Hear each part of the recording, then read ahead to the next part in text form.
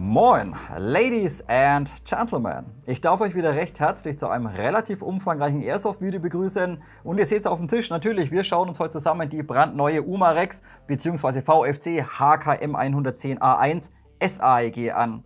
Bedeutet, wie es G28 damals auch, ein bisschen so ein Prestige-Modell letztendlich aus dem Hause VFC bzw. Umarex. Natürlich, ihr seht 308er gleiche Magazine wie G28 oder auch die HK417. Nur von der technischen Seite jetzt eben nicht mehr wie es G28 damals mit der ganz speziellen V2.2 Gearbox, sondern hier ist jetzt eine handelsübliche V2 Gearbox drin mit Federschnellwechselsystem. Da müssen wir später letztendlich nur über das Thema Volumen sprechen, das ist aber dann auch schon alles.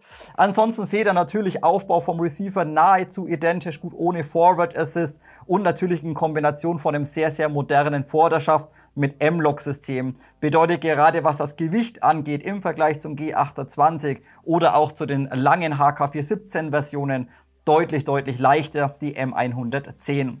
Dann möchte ich mich auch heute wieder ganz herzlich bei der Firma Umarex, besonders beim lieben Axel bedanken, der mir dieses Modell sehr zeitnah für dieses Video zur Verfügung gestellt hat. Also Leute, macht euch vielleicht ein Bierchen auf und los geht's!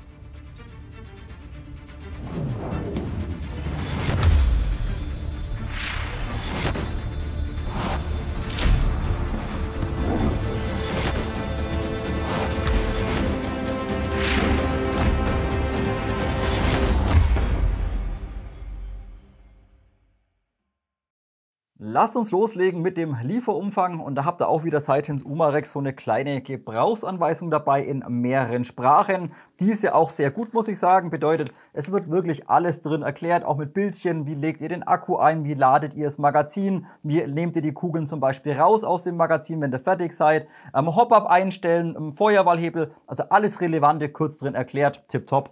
Auch auf der hintersten Seite finde ich wieder sehr schön oder auf den hintersten beiden Seiten schöne Teileliste und ebenfalls 2 Explosionszeichnungen. Bedeutet, sollte doch irgendwann mal was kaputt gehen oder ein Teil brechen oder so, kurz die Teilenummer raussuchen, Umarex eine E-Mail schreiben, hier, ich brauche das und das Teil und vielleicht haben sie es ja entsprechend als Ersatz am Lager. Finde ich also klasse, Explosionszeichnung, Teilenummern.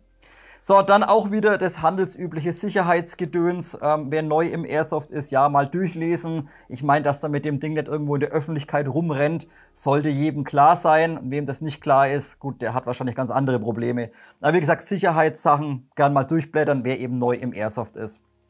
So, und dann ist letztendlich nur noch drin enthalten ein kleines Tool. Wenn ihr es Korn in der Höhe einstellen wollt, können wir uns auch später nochmal anschauen, denn das Ganze ist im 45-Grad-Winkel angebracht. Und dann letztendlich ein ganz normales G28 oder HK417 Magazin. Hier vielleicht gleich mal ein Punkt vorweg. Ihr bekommt natürlich weiterhin die ganz normalen Standard HK417 Magazine rein. Die haben halt unten im Bodenstück einmal in schwarz. Das G28 und das M110 ist halt hier in diesem Coyote gehalten. Da müsst ihr aber teilweise ein bisschen aufpassen. Es war damals beim G28 der Fall, dass die Händler teilweise nur wegen der Farbe für das Magazin bis zu 10 € mehr verlangt haben. Nur damit es da unten halt Coyote ist anstatt schwarz. Ansonsten bekommt ihr Ersatzmagazine immer noch problemlos her und das bereits ab 35 €. Lasst uns anschließend weitermachen mit den technischen Daten. Datenblatt seht ihr hier drüben und hier vielleicht kurz 3 Punkte durchsprechen. Der erste Punkt ist das Gewicht, seht ihr drüben, 3600 und ein paar zerquetschte Gramm. Ich finde, das Modell wirkt sogar deutlich leichter. Bedeutet, wo ich das Modell das erste Mal auf der IWA in den Händen hielt oder auch beim Auspacken, ich hätte sie vielleicht auf, keine Ahnung, 3,1 oder so geschätzt, ohne Optik natürlich obendrauf. Also sie wirkt gerade, wenn man G28 kennt, ist es eigentlich fast schon Leichtgewicht. Wie gesagt, sie wirkt einfach deutlich leichter. Und ihr habt jetzt eben nicht dieses doch etwas veraltete Quad-Ray-System mit den ganzen Picatinny-Schienen vorne dran, was relativ wuchtig und schwer ist, sondern ihr habt ein komplett aufgefrästes und sehr elegantes M-Lock-System vorne dran. Spart natürlich auch nochmal Gewicht. Also wie gesagt, im Vergleich zum G28 deutlich leichter. Der nächste Punkt ist vielleicht auch die Länge. Hier muss man ein kleines bisschen was beachten, spreche ich später nochmal an, denn gerade für mich ist eigentlich das Modell zu groß. Bedeutet, vielleicht solltet ihr so mindestens 1,70, 1,80 groß sein, wenn ihr damit viel Spaß haben möchtet oder wenn ihr bevorzugt im Liegen oder sowas schießt.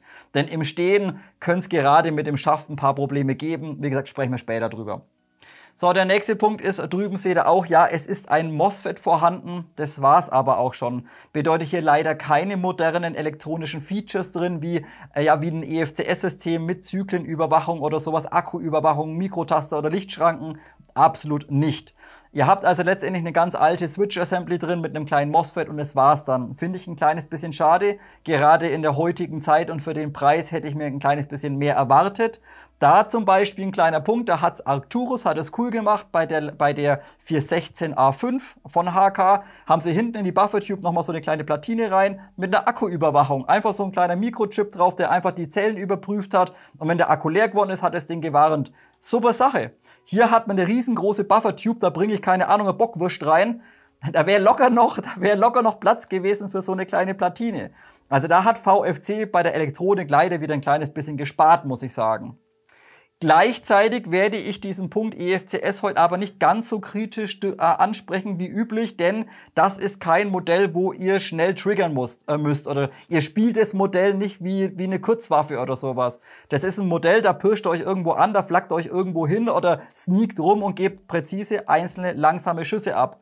Und da braucht man meiner Meinung nach auch nicht unbedingt das hochwertigste EFCS-System. Muss also in dem Modell vielleicht gar nicht unbedingt sein, aber das muss jeder selbst entscheiden. Auch können wir vielleicht hier gleich ansprechen, auch vielleicht mal was Positives bei der Elektronik. Es war mir aufgrund des neuen Motors, was hier drin ist, nicht möglich, das Modell zu jammen. Bedeutet auch, wenn ihr dann 11.1er reinknallt und ihr versucht wirklich mit Ach und Krach irgendwie den Piston zum Blocken zu bekommen oder sowas, könnt ihr vergessen, geht nicht. Können wir später nochmal uns anschauen. Wie gesagt, natürlich, ihr bekommt den Piston zum Stottern, das ist möglich, da keine Zyklenüberwachung, aber sie jammt nicht. Und das finde ich ist in Ordnung. Wie gesagt, kommen wir später nochmal drauf. So, und dann haben wir noch die Energieabgabe. Da wird jetzt angegeben 1,5 Joule. Ich habe sie für euch natürlich nachgekront mit 0,2, 0,3 und vor allem heute auch ganz wichtig 0,45 Gramm. Denn die meisten von euch wird es natürlich auch interessieren, wie sieht es denn aus mit dem Volumen vom Zylinder zur Lauflänge, ganz normale V2-Gearbox drin, langt es, wie viel Energie verliere ich? Denn natürlich, je höher ihr vom Gewicht geht, desto mehr Energie verliert ihr leider, da euch die Luft irgendwann ausgehen wird, da wir hier beim Verhältnis bei 2,0:1 liegen. Und für 0,45 bräuchtet ihr halt irgendwo 2,3, 2,4:1. Das schafft ihr halt bei diesem Modell leider nicht. Bevor wir uns dann gleich den Chrono anschauen, vielleicht nur kurz einen Punkt zum Preis. Ihr seht es drüben natürlich Prestige-Modell, 850 Euro. Wer das Ding haben will, muss halt wieder wie üblich tief in die Tasche greifen. Und ich meine, das G28 lag damals auch so in der Preisspanne, wo sie auf den Markt gekommen ist. So 850 oder 890, glaube ich, wenn ich mich zurückerinnere. Da hatte man aber noch ein Zweibein mit dabei, da hat man noch den Griff mit dabei und man hatte ebenfalls diese wunderschöne Montagevorrichtung fürs ZF war auch noch mit enthalten für den Preis. Also auch hier sieht man, hat die Inflation wieder zugeschlagen und man bekommt letztendlich für einen nahezu gleichen Preis jetzt ein kleines bisschen weniger, muss man sagen. Ja, und jetzt kommt der nächste wieder und sagt, ja, es gibt keine Inflation, es kostet alles noch gleich gut, der lebt halt irgendwie auf dem falschen Planeten, meiner Meinung nach. Also Leute, schauen wir uns einmal den Chronotest im Detail an.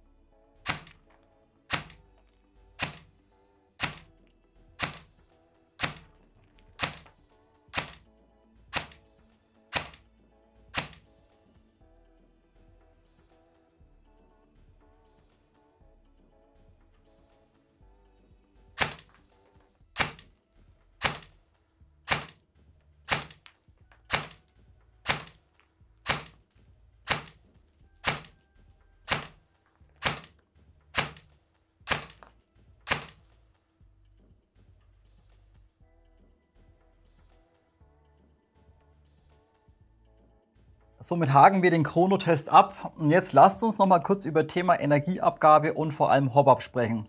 So, Energieabgabe habt ihr im Chrono gesehen. Das Modell dichtet sehr gut out of the box ab. Bedeutet, egal welche Kugelgrammatur, habt ihr im Regelfall eine Differenz kleiner 1 Meter pro Sekunde. Und das ist super. Bedeutet, selbst wenn ihr eine getunte Knifte habt oder eine HPA-Knifte, diesen 1 Meter Differenz habt ihr eigentlich immer. Komplett konstant, 100% funktioniert einfach nicht. Also das passt schon mal. Was ihr aber dann auch gesehen habt, natürlich der Joule Drop bei 0,45 Gramm BBs sind 0,1 Joule weniger. Und das ist leider bedingt aufgrund des Gearbox-Systems. Bedeutet, wie vorhin vielleicht kurz angesprochen oder kurz zur Erklärung für neue Zuschauer oder Einsteiger, VFC verbaut hier eine handelsübliche V2 Gearbox mit einem Zylinder von, keine Ahnung, 79 mm. Und das ist eben für die Lauflänge von 455 mm für so schwere BBs nicht genügend. Bedeutet, perfekt wäre es natürlich gewesen, wenn VFC hier eine V2.5 Gearbox reingebaut hätte oder SR25 Gearbox mit einem 19-Zahn-System. Dann hätte man einen schönen großen Zylinder drin gehabt, deutlich mehr Luft und hätte dementsprechend auch in dem Modell deutlich schwere BBs verwenden können. Bedeutet, wir sind hier letztendlich genauso limitiert wie damals bei der Ares AR308. Da habe ich euch ein recht umfangreiches Projektvideo gemacht und da sind wir aber auch mit 0,45 Gramm mit Ach und Krach an die gleichbleibend geblieben bei der Energieabgabe. Bedeutet, auch hier müsst ihr euch einfach überlegen, ich würde maximal 0,4 Gramm BBs verwenden und dann schaut einfach, dass alles wirklich perfekt zusammenpasst, dass vielleicht der Piston noch ein bisschen schwerer wird, vielleicht der Pistonhead sogar noch ein bisschen schwerer wird. Scheiß Axiallager rein, damit ihr ein bisschen mehr Masse habt, damit ihr einfach bei schwereren BBs nicht zu viel droppt. Es hält sich aber in Grenzen, muss ich sagen. Also wie gesagt, so 0,45 würde ich nicht unbedingt, aber für 0,4, wenn alles perfekt harmoniert, geht's gerade noch so in Ordnung. Perfekt wäre natürlich eine V2.5 Gearbox gewesen. Schade VFC. So, und dann sieht man aber auch im inneren Bereich, schauen wir uns natürlich auch später im Detail an, sieht man natürlich auch, dass dieses Modell überhaupt nicht für diese Kugelgrammaturen überhaupt ausgelegt ist. Bedeutet, VFC liefert das Modell aus und ich gehe aufgrund des Hopper-Buckings, gehe ich davon aus, dass es ausgelegt ist für 0,2 und 0,25 Gramm BBs und nicht mehr. Denn hier ist ein stinknormales 0815 Hopper-Bucking drin verbaut mit gerade einmal 50 Shore mit einem Pornobalken hinten runter. Und jetzt könnt ihr euch natürlich überlegen, was da bei 0,3 oder 0,4 Gramm passiert. Richtig, nix mehr. Bedeutet, ihr bekommt diese Kugeln überhaupt nicht zum Hoppen. Da ist bei 0,25 funktioniert noch gut, 0,28 baut dann sogar schon ab. Bedeutet, ja, ihr bekommt die 0,28 Gramm in Rotation versetzt. Ihr müsst aber im Hop so viel Druck drauf geben, damit ihr einfach unheimlich viel Energie dann verliert. Also Hop-Up-System, wie gesagt, schauen wir uns später nochmal im Detail an. Nicht für diese Kugelgrammatur ausgelegt und ihr müsstet in diesem Fall nochmal ein besseres Bucking, also einen besseren Gummi und vielleicht einen Tensioner installieren, damit ihr auch schwere BBs hoppen könnt. Leider, wie gesagt, auch nicht dafür ausgelegt. So, zum Einstellen ist das Ganze recht cool gelöst. Natürlich ganz normal mit Verschlussfang, das Ganze auch beidseitig, aber ihr müsst es, oder zumindest bei meinem Modell musste ich das Spannhebelsystem hier oben drin, musste ich ein kleines bisschen schmieren, denn das hat standardmäßig unheimlich gerieben und gekratzt und gehakt. Das zeige ich euch dann gleich im Anschluss. Auf jeden Fall jetzt, wenn es geschmiert ist, zurückziehen, zack, Spannhebel wieder nach vorne, dann bleibt das Blech bleibt sauber hinten, arretiert sauber und ihr könnt dann hier innen drin einmal euren Hop einstellen. Auch die Hop-Up-Kammer funktioniert leider über Klicks, also über so eine Rasterung und die läuft relativ straff, muss ich sagen. Bedeutet, es passiert häufig, dass ihr einen gewissen Widerstand habt und wenn ihr einen Klick weiter wollt, dann drückt er und irgendwann macht er dann mal 3 oder 4 Klicks. Also das könnte von der Rasterung einfach ein bisschen definierter laufen. Also auch hier gibt es Hop-Up-Kammern, die lassen sich einfach ein bisschen schöner einstellen. So, dann komplett beidseitig nutzbar bedeutet, ihr könnt natürlich den Verschluss jetzt entweder hier lösen oder standardmäßig, wie man es gewohnt ist, vom Schützen aus auf der linken Seite, hier am Verschlussfanghebel, ist entsprechend alles komplett mit Funktion. So, und dann, wie gesagt, dann reibt es eben hier oben und scheuert es standardmäßig der Spannhebel bei meinem Modell sehr, sehr stark. Da zeige ich euch gleich mal, wo ihr hier Fett aufpinseln müsst, damit das Ganze eben sauber läuft. Kleine Ergänzung, und zwar Thema Fetten und Schmieren. Ich würde zumindest ein kleines bisschen, ja, Fett investieren oder Trockenschmiermittel investieren bei diesem Verschlusssystem hier innen drin. Denn wie vorhin vielleicht schon kurz angesprochen, beim Hop-Up einstellen, ihr müsst den Spannhebel so nach hinten reißen, damit das Verschlussblech auffährt, weil hier innen drin alles reibt und kratzt. Ich meine, hört ihr es vielleicht? Wartet mal. Also das läuft alles andere als smooth. Das ist viel zu eng teilweise. Und dann seht ihr vielleicht auch im unteren Bereich, ist es gar nicht beschichtet innen drin, sondern ist blank letztendlich. Also da wäre ein bisschen Fett, ja, ein kleines bisschen Fett oder Schmiermittel, welche definitiv, ja, zu empfehlen. Also ein kleines bisschen Fett aufbringen und dann funktioniert das Ganze eben tadellos. Wie gesagt, hat standardmäßig sehr stark gerieben innen drin. So, dann lasst uns anschließend weitermachen mit den allgemeinen Informationen. So, Leute, ich drehe euch der Gerät ein kleines bisschen ins Licht rein, weil halt einfach leider geil, weil einfach sexy und wunderschöne Farbe. Natürlich, wir schauen sie uns selbstverständlich auch mal von der anderen Seite mal noch an. Also, wie gesagt, wunderschönes Modell. Ich feiere es natürlich wieder unheimlich. Ihr wisst ja, ich bin ein großer Fan von 308ern oder 762er und dementsprechend auch ein riesengroßer Fan vom M110. So, fangen wir vielleicht bei den allgemeinen Informationen erstmal wieder vorne an. Die kleinen Einzelheiten oder so Details später nochmal in der Nahaufnahme. Überfliegen wir es mal ganz grob. Mündungsbremse vorne nichts Besonderes, Standard, aber aus Stahl gefertigt. Ist sehr schön. Standard 14 mm Linksgewinde. Gesamtes Rohr, einteilig bis nach hinten durch, ebenfalls aus Aluminium und sitzt aber hervorragend. Bedeutet, wenn ihr da vorne mal her schaut und ich versuche hier ansatzweise irgendwie den Outer hoch, runter, links, rechts irgendwo hinzudrücken, nix. Also das hat VFC vermutlich mit sehr viel Gewalt festgezogen, denn das Rohr sitzt einfach hervorragend drin. Also hier schon mal super.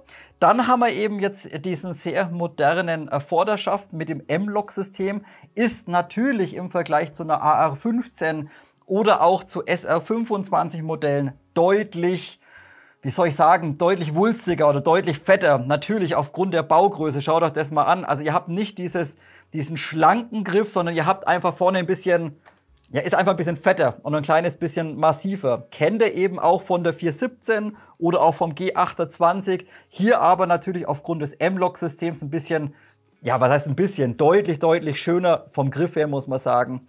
Dann möchte ich noch einen Punkt ansprechen, das zeige ich euch später mal ganz kurz im Detail. Ihr seht ja hier unten die Klemmung quasi für den Vorderschaft. Das ist dann hier vermutlich gefräst. Ebenfalls hier oben Aufnahmetrageriemen aus Stahl übrigens, links und rechts vorhanden. Ist auch gefräst. Und wie gesagt, ich zeige es euch später in der Nahaufnahme, aber da sieht man lauter so komische Wellen drin. Ich bin jetzt kein Zerspannungsmechaniker. Ich weiß nicht, ob man das nicht hätte irgendwie vielleicht ein bisschen schöner fräsen können oder ob das einfach technisch nicht anders machbar ist.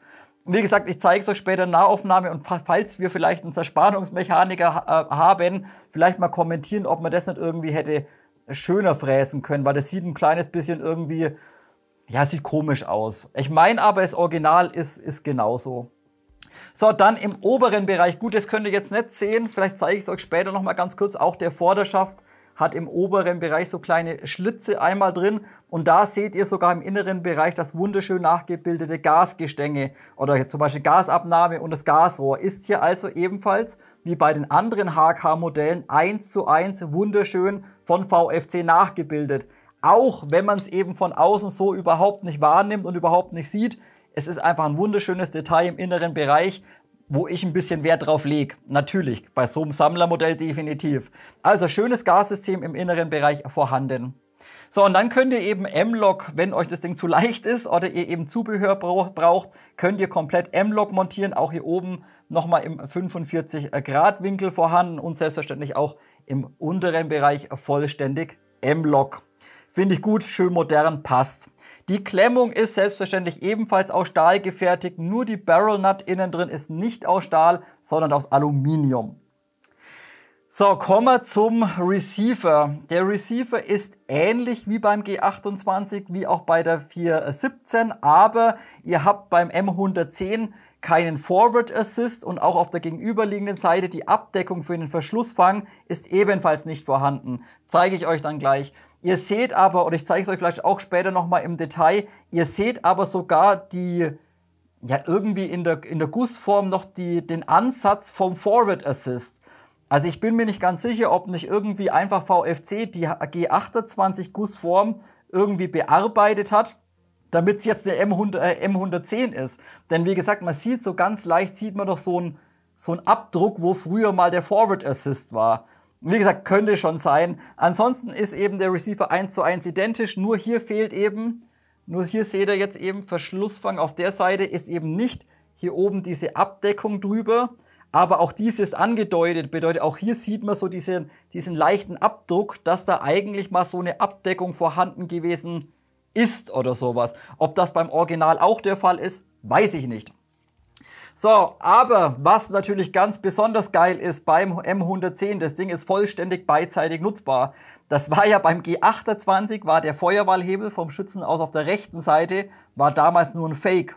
Ja, hier ist es kein Fake. Natürlich ist es eine ganz normale V2-Gearbox drin und entsprechend könnt ihr das Ding problemlos vom Schützen aus auf der rechten Seite verwenden. Ihr könnt ihn vom Schützen aus auf der linken Seite verwenden. Und wie vorhin schon gesehen, ihr könnt auch den auch das Verschlussblech problemlos wie bei der 416A5 ebenfalls vom Schützen aus auf der rechten Seite lösen. Und ihr habt natürlich auch den Magazinauswurf vom Schützen aus rechts, wie auch vom Schützen aus auf der linken Seite vorhanden. Super, vollständig beidseitig nutzbar, mit Funktion, finde ich immer klasse. Wird heute vermutlich auch wieder einen Pluspunkt geben.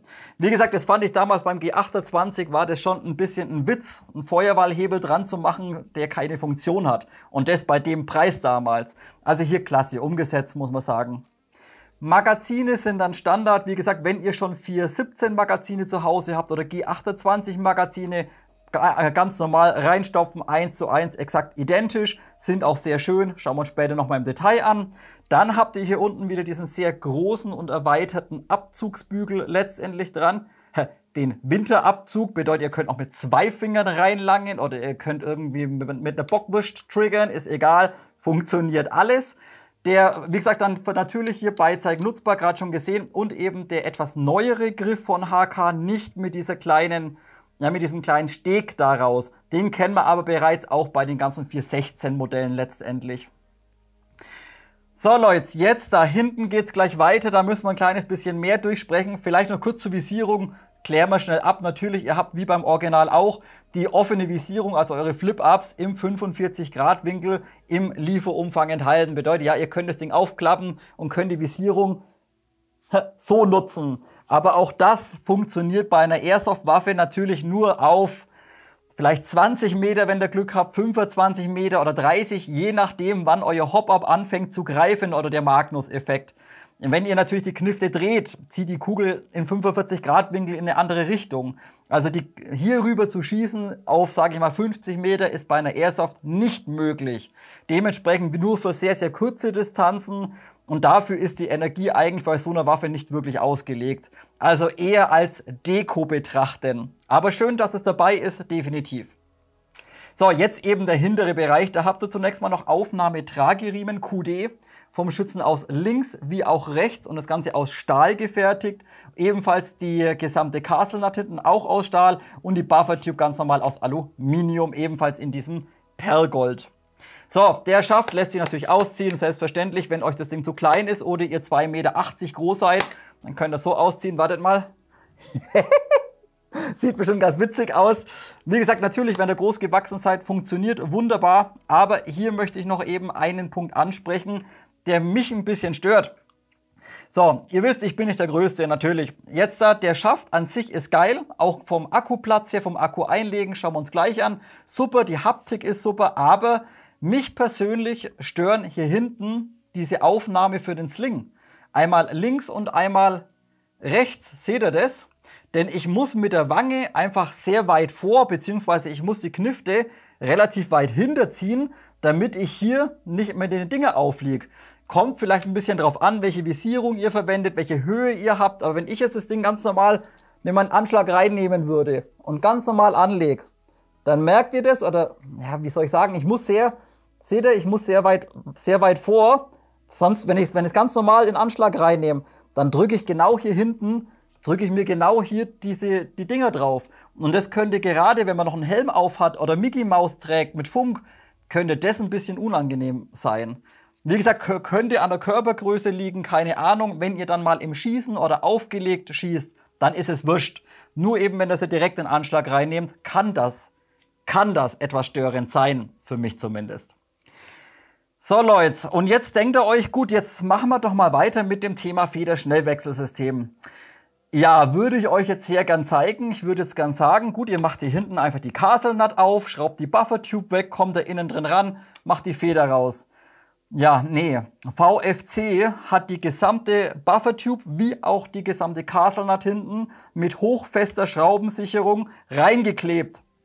Bedeutet, ihr müsst, ja, beziehungsweise ohne Hitze, ohne dass ihr das Zeug glühend heiß macht, damit sich der Kleber löst, könnt ihr da überhaupt nichts machen. Das ist brutal festgeklebt. Und das finde ich schade. Dementsprechend werde ich heute sogar einen Kritikpunkt geben. Thema Federschnellwechselsystem. Denn hätten sie das Zeug nicht verklebt, dann wäre das alles super möglich gewesen. Aber nein, VFC knallt da einen Kleber drauf. Vermutlich, damit sich die Buffer-Tube nicht verdrehen kann. Denn diese wird nicht wie bei einem AR-15 Modell hier unten irgendwie nochmal geklemmt über die Slingplate hinten, sondern wenn ihr die nicht festzieht, ich habe sie relativ locker gelassen, dann könnt ihr das Ganze einfach drehen. Seht ihr das?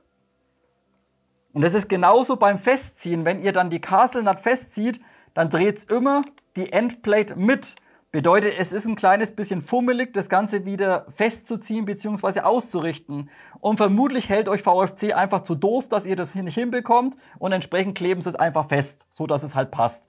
Dadurch das Federschnellwechselsystem meiner Meinung nach leider deaktiviert oder mutwillig deaktiviert. Halten wir einfach mal so fest. Wie gesagt, ich zeige es euch noch mal kurz in der Nahaufnahme. Alles letztendlich verklebt. So Leute, ich bin jetzt gerade am Vorbereiten zu dem Review von der neuen HK M110. Bin jetzt gerade beim ersten Demontieren. Und jetzt muss ich euch leider direkt einen kleinen Clip aufzeichnen, den ich dann irgendwo in das Review mit reinschneiden werde. Schaut euch mal den Murks an. VFC, was soll der Käse? Bedeutet Federschnellwechselsystem mutwillig von VFC zerstört, obwohl sie es eigentlich hätten geil umsetzen können. Bedeutet, die gesamte Buffer-Tube ist mit einer hochfesten Schraubensicherung, also die gute rote, die so richtig schön brutal gut hält. Hochfeste Schraubensicherung, die gesamte Buffer-Tube in den Lower Receiver eingeklebt und zusätzlich auch noch die gesamte Castle-Nut hinten aus Stahl, auch noch mit der hochfesten Schraubensicherung, auch noch aufgespannt und aufgezogen und verklebt.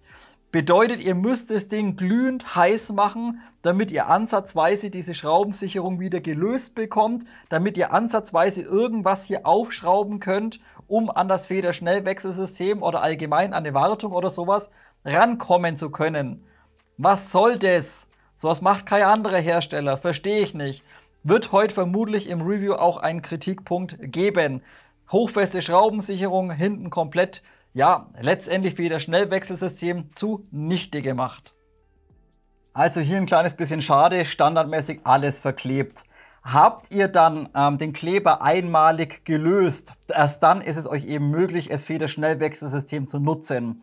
So, ist auch nicht ganz ohne, bedeutet nicht ganz so komfortabel wie bei den modernen AR-15 Modellen, aber ihr könnt jetzt eben hergehen, könnt zum Beispiel einmal die Castle-Nut, ich habe das bloß mal handfest zugemacht, kleines bisschen anlösen und dann schraubt ihr eben die ganze Buffer-Tube hinten aus dem Lower Receiver raus.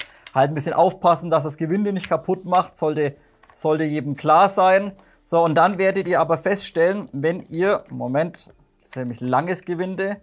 So, dann müsst ihr hier aufpassen auf die Klemmung. So, einmal rausziehen. So, und dann werdet ihr aber feststellen, wenn ihr jetzt von hinten reinschaut, hier ist immer noch so ein kleines, ja, wie soll ich sagen, so ein kleines Abdeckblech zwischen Gearbox oder Spring Guide und dem Receiver. Bedeutet, ihr könnt jetzt nicht einfach von hinten rein, das funktioniert nicht. Ihr müsst jetzt also hergehen, müsst das Modell einmal auseinanderziehen, dann den Pin einmal komplett rausziehen, Lower kleines bisschen abziehen, nach hinten einmal entfernen. So, jetzt da einmal raus. No, jetzt kommt die Hop-Up-Kammer noch mit, geil. Du bleibst bitte drin, dich brauchen wir nicht.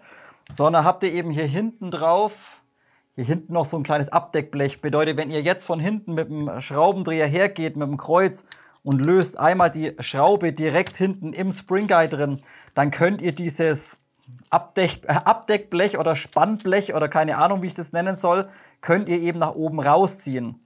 So, nehmen wir die Schraube raus und jetzt eben hier oben, dieses Teil meine ich die ganze Zeit, das rausziehen und erst jetzt da kommt ihr hinten letztendlich an den Spring Guide ran. Also wie gesagt, das geht bei anderen Systemen deutlich angenehmer, muss ich sagen. Ich gehe auch davon aus, Sie brauchen unbedingt dieses Teil hier. Da, ganz wichtig, ganz wichtig, der hintere Pin ist nur Fake.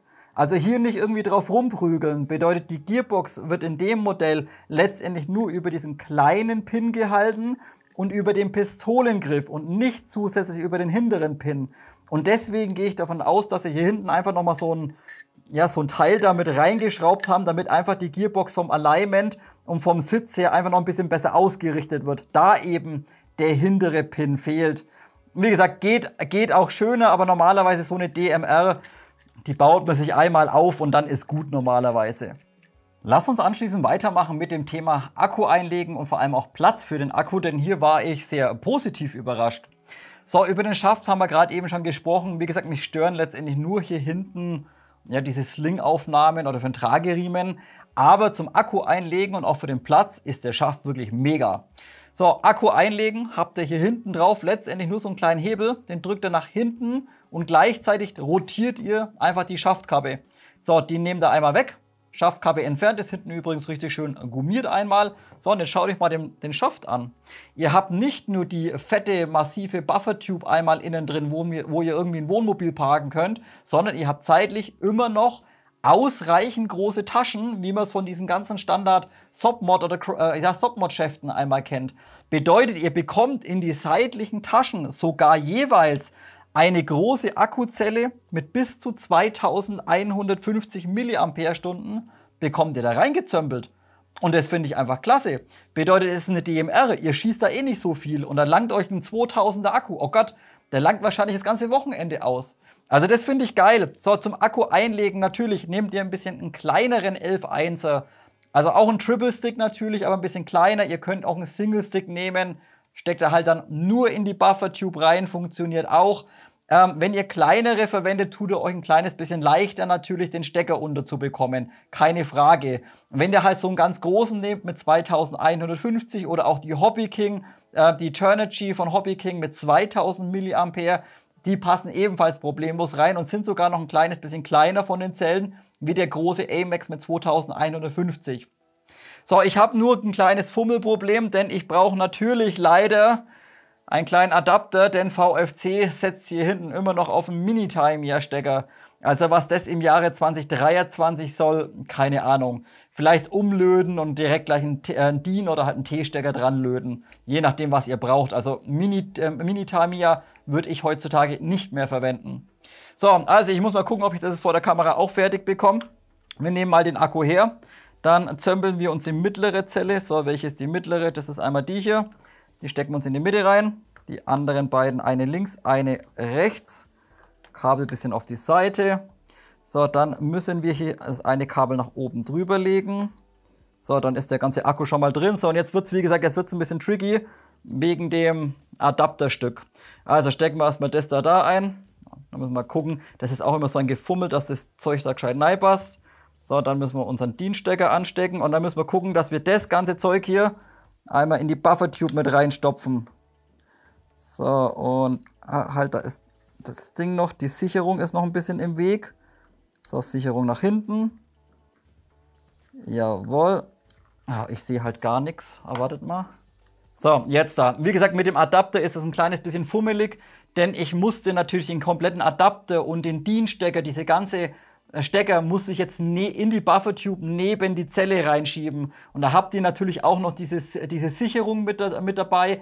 Das ist 30 Ampere Sicherung oder was es ist, die muss auch noch mit reingestopft werden. Aber dann schaut mal, dann ist eben der fette Akku da hinten drin und ich hoffe, ihr könnt es sehen. Nicht, dass jetzt wieder jemand in die Kommentare schreibt, der bekommt den Akku da nicht rein. Ich erzähle Mist. Nein, der passt da rein. Man muss halt wissen, wie man Schlauch verlegt. Nein, man muss halt wissen, wie man die Kabel verlegt. So, also und dann einfach die Schaftkappe wieder draufsetzen, einmal arretieren hier oben, Klick und dann ist der Akku da hinten einmal drin und wie gesagt 2150 11,1 Volt könnt ihr mit einer DMR locker 1 bis 2 Tage spielen. Langt euch normalerweise problemlos aus. Daher wir das Teil jetzt direkt gleich mit Strom befeuert haben, bietet es sich natürlich an, weiterzumachen mit dem Kapitel Ansprechverhalten und Klangbild. Hier zunächst mal 2 Punkte vorweg. Ihr habt es gerade gesehen, wir haben richtig dicken, fetten 11,1 Volt Akku drin. Wir haben ein Standard MOSFET drin, welches die Ströme direkt zum Motor schaltet. Und wir haben zusätzlich einen niegelnagelneuen VFC-Motor drin, einen Super High-Torque-Motor mit Neodyn-Magneten, den ich noch nicht kann. Und dementsprechend ist auch, obwohl wir gar kein EFCS drin haben, ist das Ansprechverhalten und der Zyklus wirklich zackig. Bedeutet, obwohl wir eine alte Switch drin haben, natürlich, der Abzug ist nicht so geil. Ihr merkt immer noch diesen Schieber hin und her fahren. Ihr habt keinen Mikrotaster. Aber dennoch ist rein von der Zyklengeschwindigkeit rockt das Ding unheimlich. Obwohl es gar nicht so schnell sein muss, da es eben eine DMR ist. Ich habe es euch müsste ich auf den Zettel gucken, aber ich habe es euch rausgeschrieben. Ich glaube, wir liegen hier bei einer Zyklenzeit von, das schnellste waren glaube ich 48 und im Durchschnitt so bei 50 bis 52 Millisekunden. Mit einer handelsüblichen Switch Assembly ohne EFCS. Da ist halt eine Ares mit dem EFCS ist langsamer. Da ist, was hat man die letzte Zeit? G und G war langsamer vom Zyklus. Also klasse, können wir gar nicht schimpfen. Also super Motor drin verbaut, schauen wir uns später nochmal im Detail an. Und auch die aktuellen VFC-Gears, die hier drin sind in der Generation 3, sind für ein 18.1er Gearset sogar relativ laufruhig, muss man sagen. Also geben wir ein paar Schüsse ab. Ich habe mal ein paar Mumpeln vorbereitet, 0,3 Gramm und ich werde den Ton wieder aufzeichnen. Einmal vorne Richtmikrofon und einmal am Schütze übers Ansteckmikrofon, damit ihr ein bisschen vergleichen könnt, weil es hört sich eh immer anders an. Also geben wir mal ein paar Schüsse ab.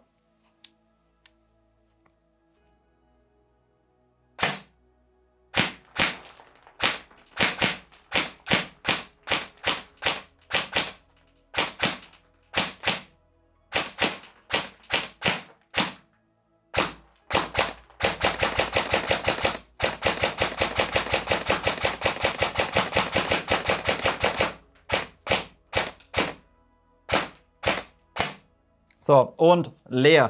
Also wie gesagt, das Ding läuft komplett leer. Restlichen Kugeln und alle das Ding. Das Ding läuft einfach, obwohl kein EFCS drin ist, läuft das Ding einfach sauber. Was will man denn mehr? Der Zyklus ist schön, sie kreischt null, sie hört sich sauber an, sie hat ein schönes Ploppen vorne raus, sie ist schnell. Ihr habt natürlich diesen, wie soll ich sagen, den langen Abzugsweg. Ihr habt jetzt keinen feinen Druckpunkt über Mikrotaster oder sowas. Ihr merkt einfach die alte Switch Assembly. Aber für eine DMR finde ich das vollkommen in Ordnung. Ich meine, oder man hat bei dieser alten Switch Assembly sogar noch ein bisschen mehr Feedback vom Druckpunkt her, muss man sagen, im Vergleich zu manchen Mikroschaltersystemen oder vor allem natürlich bei Lichtschrankensystemen, Gate oder so, habt ihr gar keinen Druckpunkt. Da drückt er halt einfach und irgendwo löst das Ding. Aber hier nehmt ihr einfach so einen gewissen Punkt wahr, wo ihr einfach merkt, hier kommt der Switch, drückt durch und sagt, der Schuss bricht. Also super Motor, klasse, Gears, sehr laufruhig, muss man sagen, obwohl sie nicht geschmiert sind, werden wir uns später anschauen. MOSFET ist in Ordnung, schaltet schön schnell und Platz für den Akku, 11.1er hinten rein und dann rockt das Ding einwandfrei. Und dementsprechend genau so, rein theoretisch müsste man eigentlich bloß eine andere Feder reinstopfen, dann könnte man das Ding mit 2 Joule spielen. Wird vermutlich die Gearbox nicht mitmachen, aber so 1.7, 1.8 sollten out of the box problemlos drin sein. Lasst uns auch heute noch kurz über das Thema Magazin sprechen. Kompatibilität können wir uns natürlich sparen, denn es passen selbstverständlich nur die originalen VFC SAEG Magazine. Bedeutet HK417, G28, M110, 1:1 exakt das gleiche Magazin. Wie vorhin schon angesprochen, unterscheiden sich letztendlich nur von der Farbe von dem Bodenstück.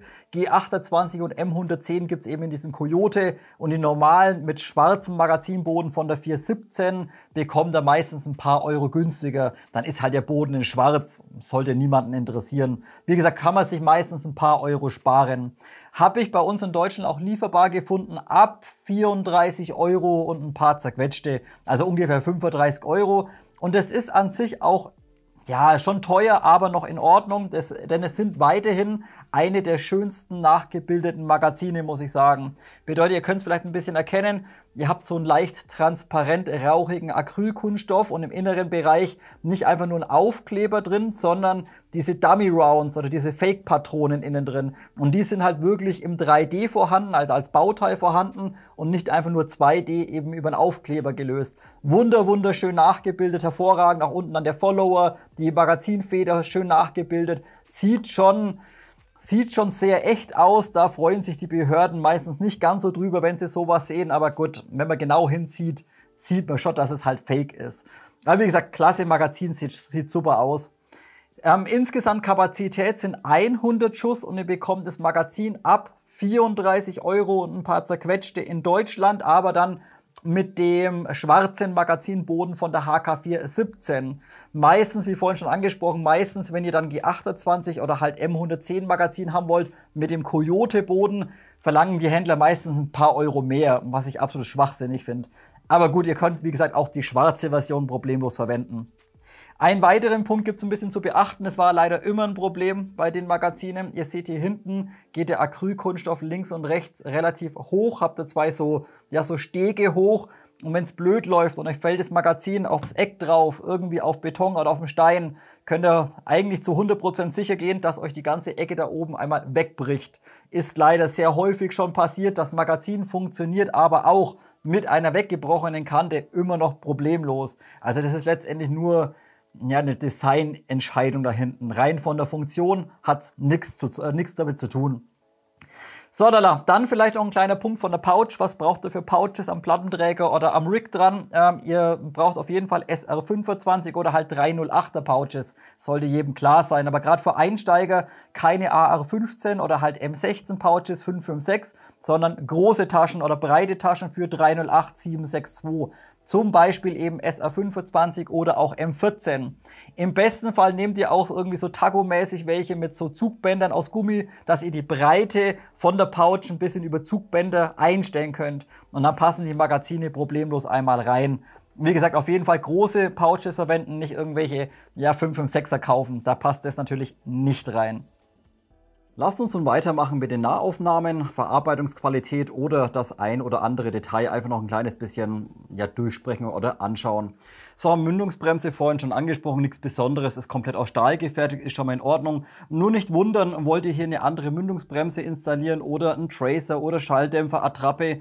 Nicht wundern, die ist brutal fest aufgeschraubt. Also es ist ein ganz normales 14 mm Linksgewinde wie üblich, aber ihr braucht unheimlich viel Kraft oder einen Gabelschlüssel, um diese abzubekommen. Ihr müsst hier auch nicht irgendwie unten nochmal irgendwie einen Gewindestift lösen oder die Spannfeder lösen. Nein, einfach nur mit sehr viel Kraft das Ganze letztendlich abschrauben. Wie gesagt, nicht wundern, ihr braucht einfach unheimlich viel Schmackes, denn das Ganze wird hinten nochmal über einen O-Ring quasi geklemmt und das ist standardmäßig so brutal fest aufgeschraubt, damit man sich einfach ein kleines bisschen quält.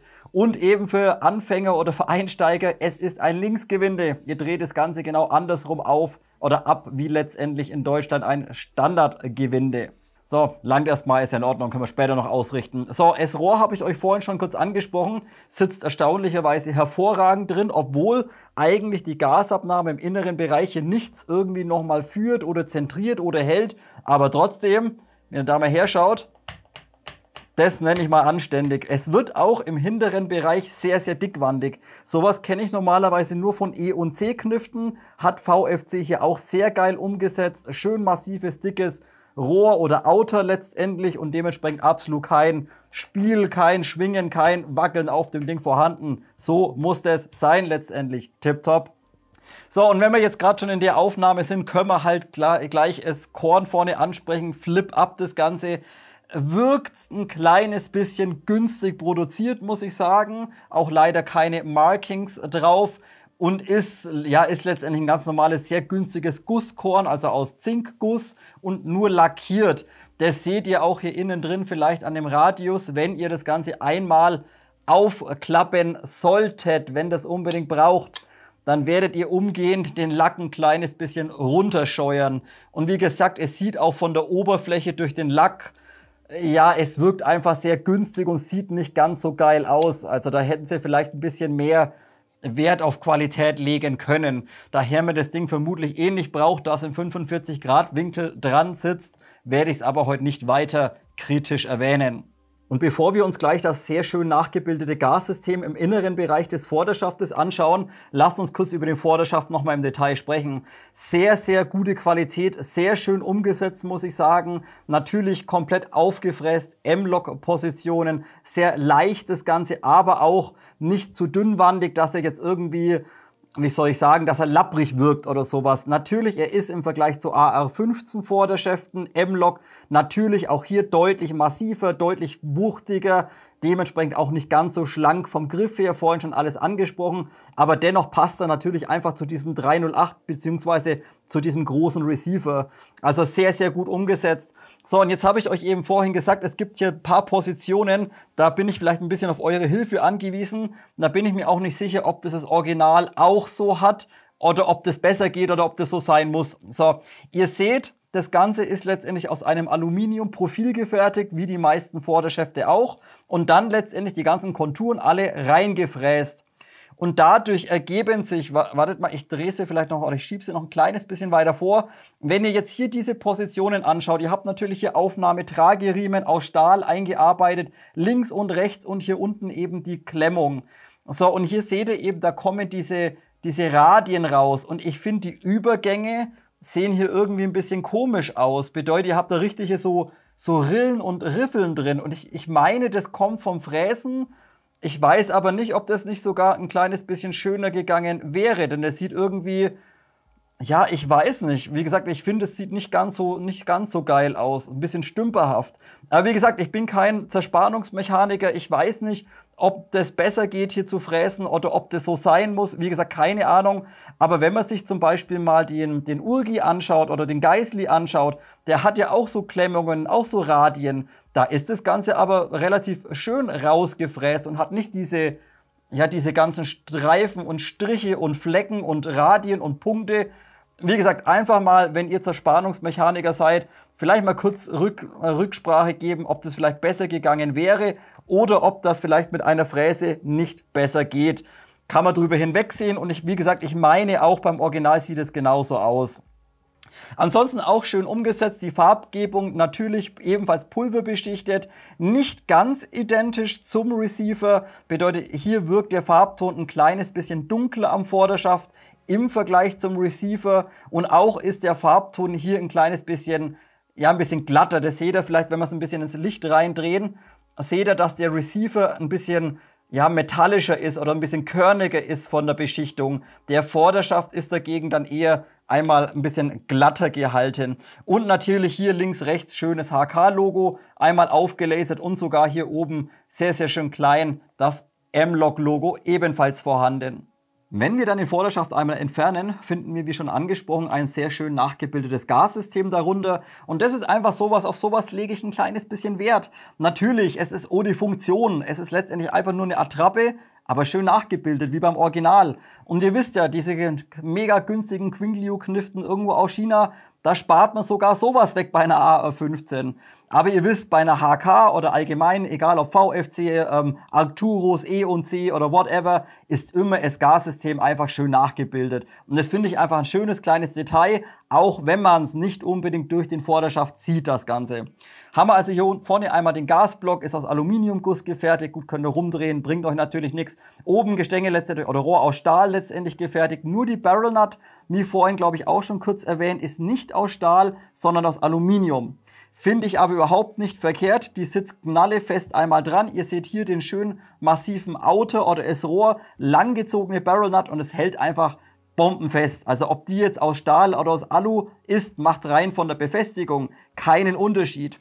Rein vom Gewicht bin ich aber sehr positiv auf Aluminium eingestimmt, denn hätten sie die fette Barrel Nut komplett aus Stahl gemacht, wäre das Ding wahrscheinlich nochmal irgendwie 60 € teurer gewesen und hätte vermutlich nochmal 200 Gramm draufgepackt aufs Gewicht. Also hier gewichtsoptimiert und Aluminium meiner Meinung nach vollkommen ausreichend. Lasst uns weitermachen mit dem gesamten Receiver und dieser ist selbstverständlich baugleich oder nahezu identisch zum G28 wie auch zu der HK417, aber das Ganze natürlich in der neuesten Generation. Ich glaube, die 417 ist dann die A2 oder A3, schlagt mich, keine Ahnung. Auf jeden Fall hier eben mit dem beidseitigen Verschlussfanghebel. Also hier eben in der neuesten Generation. Dann ein kleiner Punkt, bevor ich es vergesse anzusprechen. Ich habe es vorhin euch schon mal kurz angesprochen, ich bin mir aber nicht sicher, ob man es gesehen hat. Natürlich, die M110 hat keinen Forward Assist. Bedeutet, kennt ihr ja den seitlichen Knopf, also Forward Assist ist bei diesem Modell nicht vorhanden. Dennoch, wenn man mal ganz genau hinsieht, und ich hoffe, ich kann es einigermaßen irgendwie einfangen im Video, sieht man hier den Abdruck vom Forward Assist. Also der ist hier so um 0,1 mm ist der hier noch irgendwie angedeutet.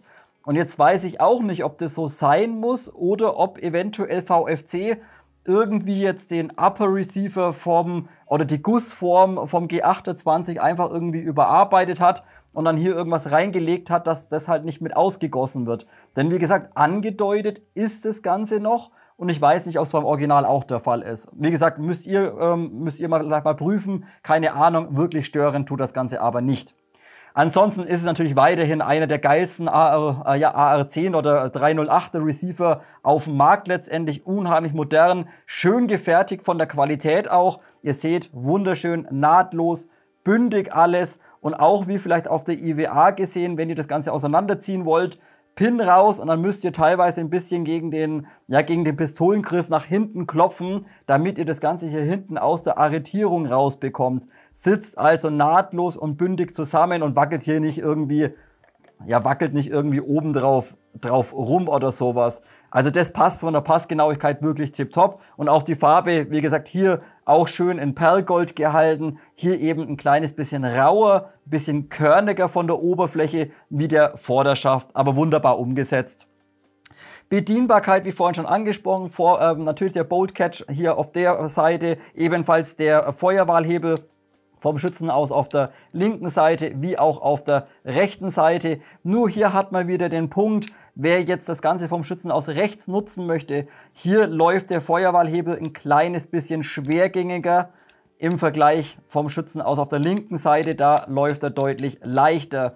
Kennt man aber auch von anderen Modellen, die beidseitig nutzbar sind. Da hat man immer ein kleines bisschen Differenz von links nach rechts aufgrund des Zahnradsystems innen drin. Aber schön alles mit Funktion und nicht wie beim G28, dass das Ding einfach nur Fake ist zum Beispiel. Also klasse, können wir nicht meckern. So, natürlich gut, Magazinauswurf braucht man nicht ansprechen. Hier schöner fetter Button, kann man wunderbar draufdrücken, Magazin droppt ohne Probleme. So, dann natürlich Verschlussblech ist auch schön groß, schön nachgebildet hier innen drin. Hier vorhin schon angesprochen, kleines bisschen Fett würde nicht schaden, denn das reibt standardmäßig.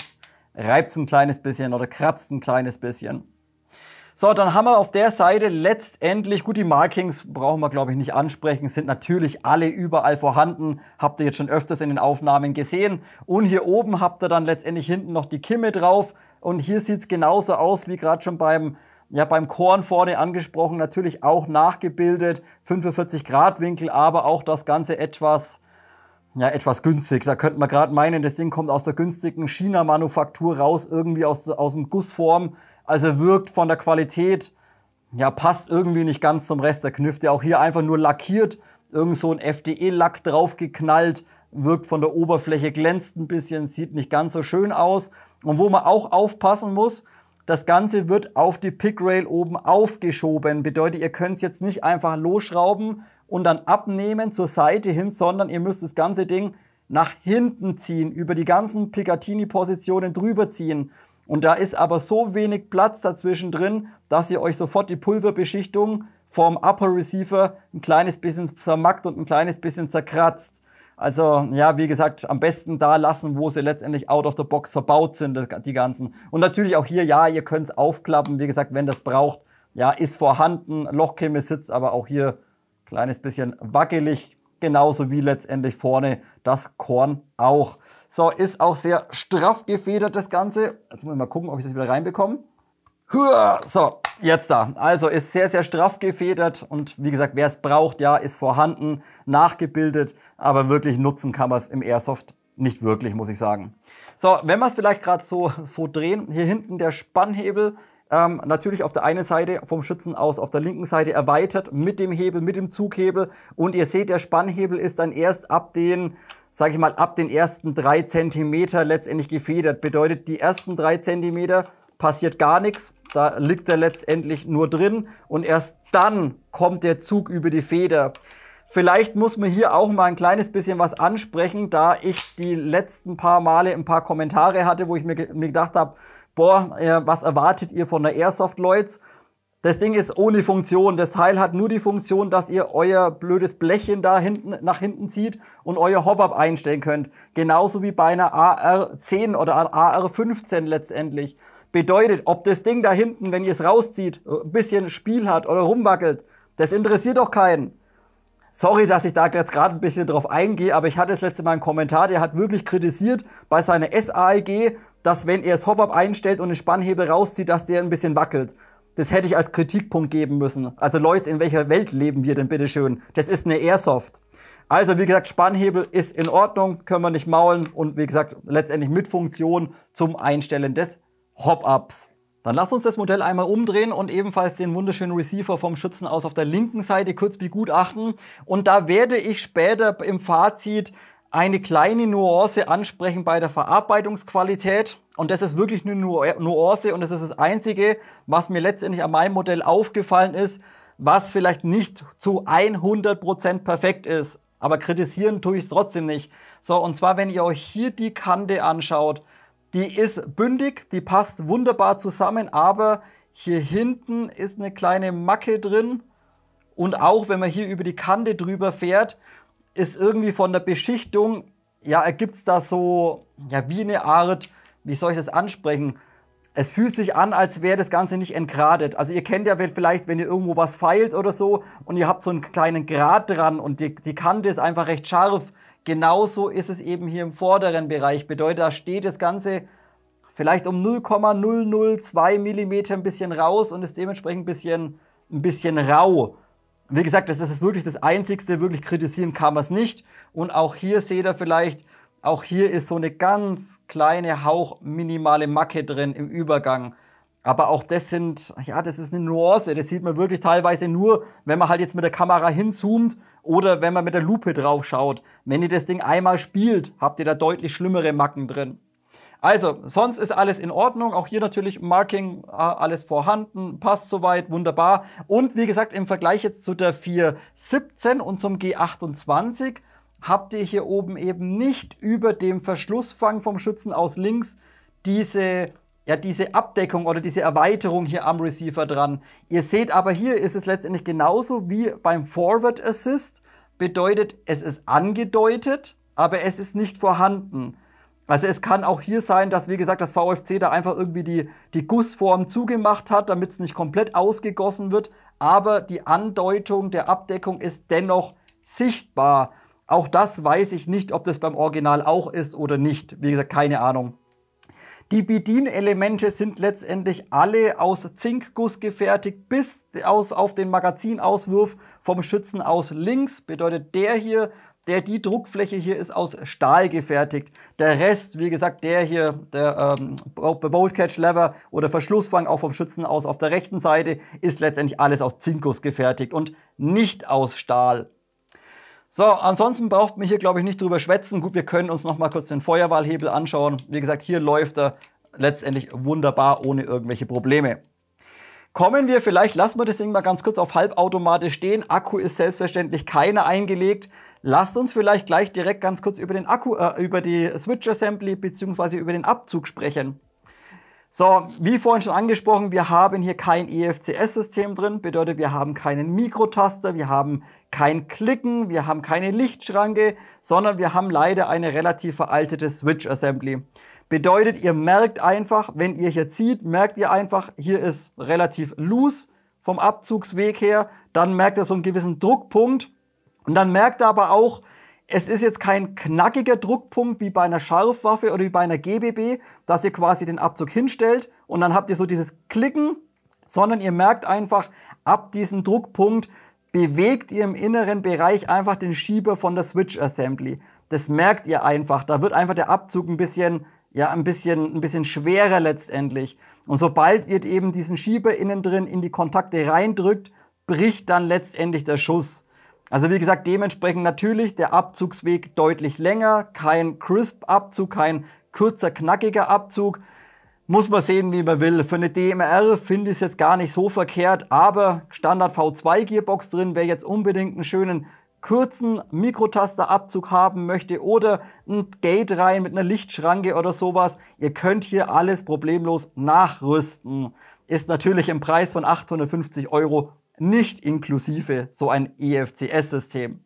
Und abschließend haben wir noch den hinteren Bereich von der Knifte. Ich meine, Pistolengriff brauchen wir uns nicht anschauen. Normaler HK-Pistolengriff, klar.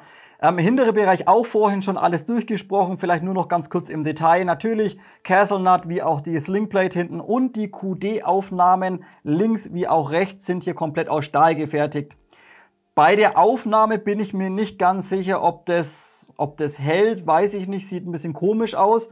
Denn diese QD-Aufnahme ist letztendlich nur in diese Slingplate reingesteckt. Also das ist einfach nur so ein ganz kleines Dreieck, wird da eingehängt und dann wird das Ganze einfach aufgeschraubt.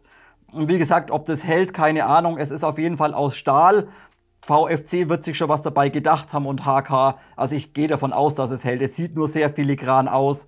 Und eben auch halt die Castle Nut oder die Castle Nut ebenfalls aus Stahl. Hier wie vorhin schon angesprochen, wer es überseppt hat beim Federschnellwechselsystem, aufpassen, gesamte Buffer-Tube wie auch die Castle Nuts sind mit hochfester Schraubensicherung komplett verklebt. Ihr könnt das also nicht ohne weiteres bzw. nicht ohne viel Hitze demontieren und lösen. Vorhin schon angesprochen, finde ich schade, werde ich heute auch kritisch im Fazit ansprechen. So, die fette Buffer-Tube, wartet mal, wie machen wir das jetzt? Ich nehme es einfach mal ab. Die fette Buffer-Tube ist natürlich auch komplett aus Aluminium gefertigt, ebenfalls schön mit Pulver beschichtet, also auch hier letztendlich im Perlgold gehalten, gleiche Beschichtung wie der Receiver, wunderschön umgesetzt. Gesamter Schiebeschaft läuft wunderbar, schön leichtgängig, kratzt nicht, hakt nicht, hat aber entsprechend natürlich im voll ausgezogenen Zustand ein kleines bisschen Luft. Das ist aber nicht viel, da kann man nicht kritisieren. Das sind vielleicht, keine Ahnung, wenn es hochkommt, vielleicht 2-3 mm. Das haben wir auch schon schlechter gesehen. Und wenn man so klein ist wie ich, dann muss man das Ding komplett vorne verwenden, weil sonst langt es nicht mehr und dann sitzt er hervorragend. Also dann können wir überhaupt nicht meckern. Die Umsetzung von dem Schaft ist geil und wie vorhin auch schon gesehen beim Akku einlegen. Ich werde heute auch einen Pluspunkt dafür geben, denn ich finde den Schaft einfach mega. Ich finde ihn geil. Er wirkt relativ schlank und bietet uns aber dennoch sehr, sehr viel Platz innen drin für den Akku. Habt ihr vorhin schon alles gesehen. Und halt auch zum Akku einlegen. Wie gesagt, die wunderschöne Schaftkappe. Schön gummiert hinten. Einfach hier oben den kleinen Hebel reindrücken. Dann das Ganze eben einmal drehen und die Schaftkappe nach hinten abnehmen. Ist geil umgesetzt. Nur hier seht ihr eben jetzt nochmal im Detail hinten diese Aufnahme für den Trageriemen, wo ich euch vorhin schon angesprochen habe. Ich finde, die ist hier hinten ein bisschen fehlplatziert. Also mich stört die einfach ein kleines bisschen, wenn ich die Knifte im Anschlag habe. Machen wir nun weiter mit den Internals. Schauen wir auch heute wieder die ganzen Bauteile uns im Detail an. Lasst uns ein bisschen drüber sprechen. Und natürlich, es ist eine VFC und die meisten von euch werden es natürlich auch wissen. Ihr dürft beim Thema Internals nicht zu viel erwarten, beziehungsweise es gibt hier und da ein paar kleine Updates von VFC. Und so wie die Knifte kommt, mit 1.5, 1.6 bis maximal, sage ich mal, 1.8 ist das Ganze ohne Probleme zu verwenden. Ihr müsst also hier, wenn ihr nur 1.8 Joule haben möchtet, müsst ihr hier eigentlich nichts weiter dran machen. Schauen wir uns zunächst einmal die Gearbox Shell an und das ist eben auch das Hauptmerkmal im Vergleich vom M110 zum G28 damals. Wer sich vielleicht von der technischen Seite ein bisschen zurückerinnert, G28 hatte eine speziell geformte V2.2 Gearbox drin, war zu nichts anderem kompatibel und wenn man was Haltbares haben wollte damals, musste man auf eine Retro-Arms zurückgreifen. So, und hier eben großer Vorteil, beim M110 hat man eine handelsübliche VFC V2 Gearbox Shell drin. Also ganz normale handelsübliche V2 Gearbox. Dementsprechend auch zu vielen anderen V2 Gearboxen kompatibel. Nur aufpassen, ihr braucht hier vorne die Aufnahme einmal für den Bolt Catch oder für den Verschlussfanghebel, muss hier vorne vorhanden sein. Und ihr braucht natürlich einmal die Auflage für die Zahnräder für den Ambidextrous Fire Selector oder eben für den Feuerwahlhebel. Bedeutet, die Gearbox muss hier eben diese kleinen Radien drin haben oder diese kleinen Senkungen. Das ist das Einzige, was hier an der Gearbox wirklich speziell ist. Aber auch diese Fräsungen und die Aufnahme haben mittlerweile auch andere Hersteller. Ihr seid also hier nicht mehr darauf angewiesen, unbedingt eine VFC-Shell zu verwenden. Wenn ihr natürlich wieder das Maximale an Haltbarkeit haben möchtet, natürlich, dann könnt ihr auch gerne 150, 160 Euro ausgeben und könnt euch eine RetroArms VFC V2 Gearbox kaufen, die dann CNC gefräst ist. Muss aber meiner Meinung nach nicht unbedingt sein, außer ihr übertreibt es halt irgendwo im Ausland und buttert in das Ding vielleicht 2,5 Joule oder so rein. Dann wäre es vielleicht eine Überlegung. Ja, wie gesagt, so out of the box würde ich gar nicht so kritisch reden. Und auch heute werde ich ein bisschen auf die Shell im Detail eingehen, denn ich habe euch die letzte Zeit oder die letzten Jahre eigentlich immer gesagt gehabt, ja, bei der VFC-Shell, ihr könnt eine gute Charge erwischen, die hält euch problemlos 1,8 Joule. Ihr könnt eine etwas schlechte Charge erwischen und das Ding reißt euch bereits hier oben oder bricht euch hier unten auf ab 1,6 Joule.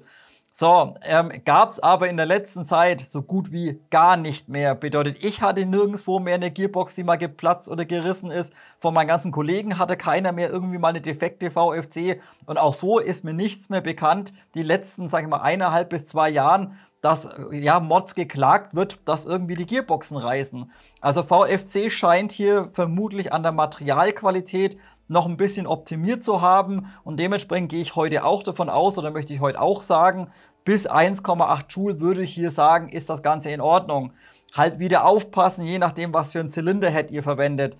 Ballert ihr euch da einfach einen Alu-Zylinderhead rein, ohne Pufferfläche oder sowas, ja, dann haut ihr das Ding halt kaputt, aber dann seid ihr selber schuld. Aber wie gesagt, so wie das Ding kommt, könnt ihr sage ich mal, 1,8 problemlos reinzimmern.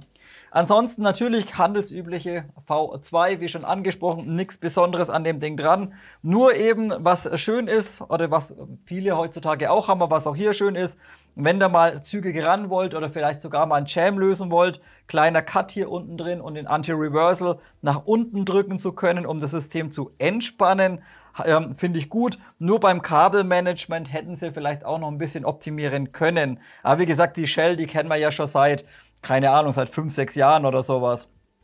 So, dann am Kugellager sind verbaut 8 mm an jedem einzelnen Gear. Kann man auch so machen, so wie die Waffe kommt. 1,5 Joule, 1,6 Joule würde ich sagen, ja, ist in Ordnung. Aber auch hier wieder der Punkt, wenn ihr höher geht, würde ich dann wieder eine Mischkombination machen. Bedeutet, die Kugellager am Sektorgear würde ich durch Stahllaufbuchsen ersetzen und ebenfalls das Kugellager im unteren Bereich des Spurgears würde ich ebenfalls durch eine Stahllaufbuchse ersetzen. Hier kommt eben am meisten Last drauf und es sind eben die Lager, die am schnellsten verschleißen, wenn man einfach viel Energie spielen darf. Also hier, wie gesagt, eine Überlegung wert. So, jetzt habe ich sie schon aufgemacht und jetzt wird der eine oder andere sich auch schon denken, Reaper, was ist denn da oben drin los?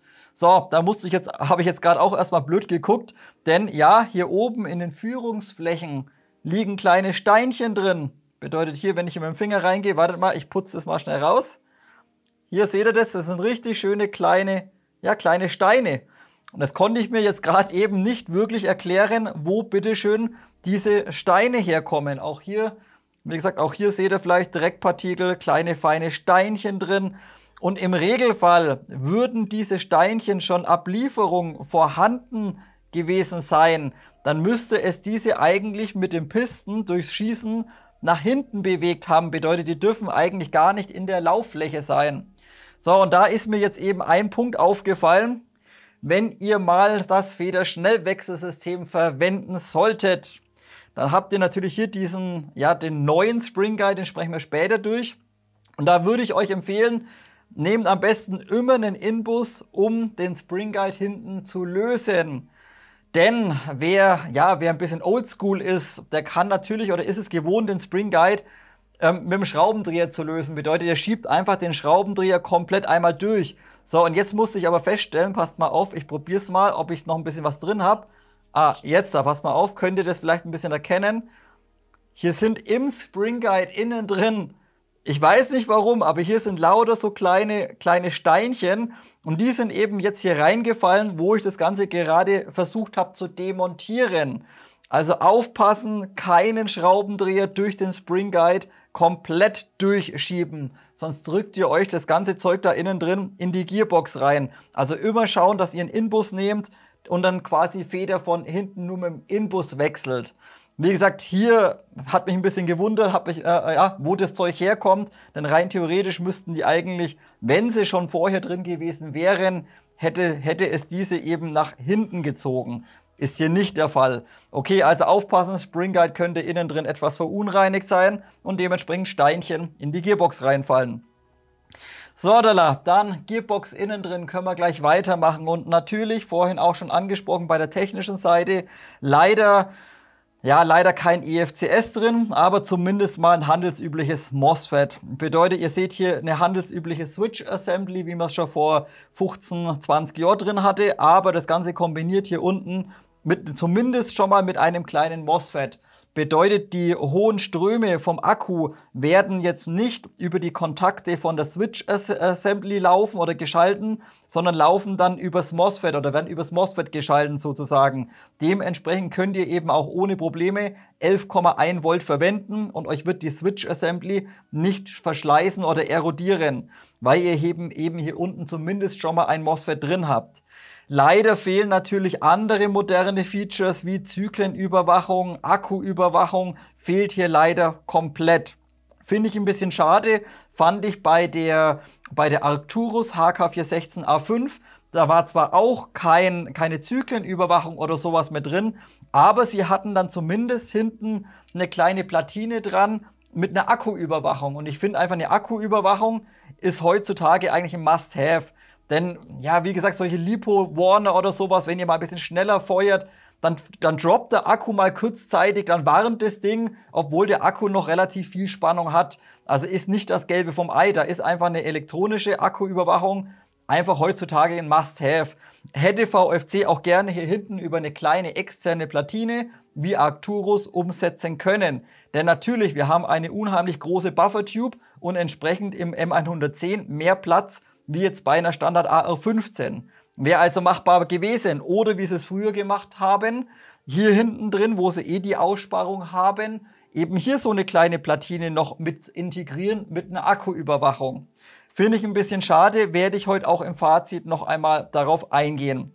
Falls ihr euch jetzt wundert, ja, was ist denn das da hinten dran? Das ist doch eine Platine. Ja, richtig, das ist eine Platine, aber das ist letztendlich nur eine Sicherung. Also nichts weiteres Elektronisches. So, und auch muss man natürlich ansprechen, wer jetzt für eine M110 oder für so einen DMR, finde ich jetzt so eine alte Switch Assembly gar nicht so verkehrt.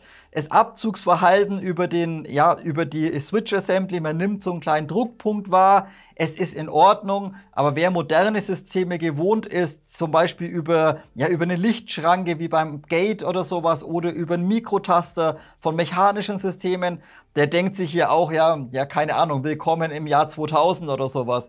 Also wie gesagt, ein bisschen schade, ein bisschen gewöhnungsbedürftig, kommt aber auch immer darauf an, wie man sieht. Wenn man moderne Systeme gewohnt ist, dann würde ich sagen, dann ist es doch sehr stark veraltet. Wer sich jetzt das erste Mal eine Airsoft kauft oder halt jetzt das Ding schön findet und damit ein bisschen blinkt, dafür ist das Ding vollkommen in Ordnung. Der braucht doch nicht unbedingt das High-End EFCS-System drin. Und dann lasst uns ganz kurz den Spring Guide nochmal anschauen, habe ich euch gerade schon gezeigt. Und jetzt wird dem einen oder anderen auffallen, der weicht ein kleines bisschen ab. Bedeutet, die älteren Spring Guides noch von der Avalon-Serie hatten teilweise Probleme, dass die Flügel unterschiedlich dick waren und dann teilweise sogar abgebrochen sind. Also dann ist der ganze Spring Guide quasi aus der Shell rausgekommen hinten.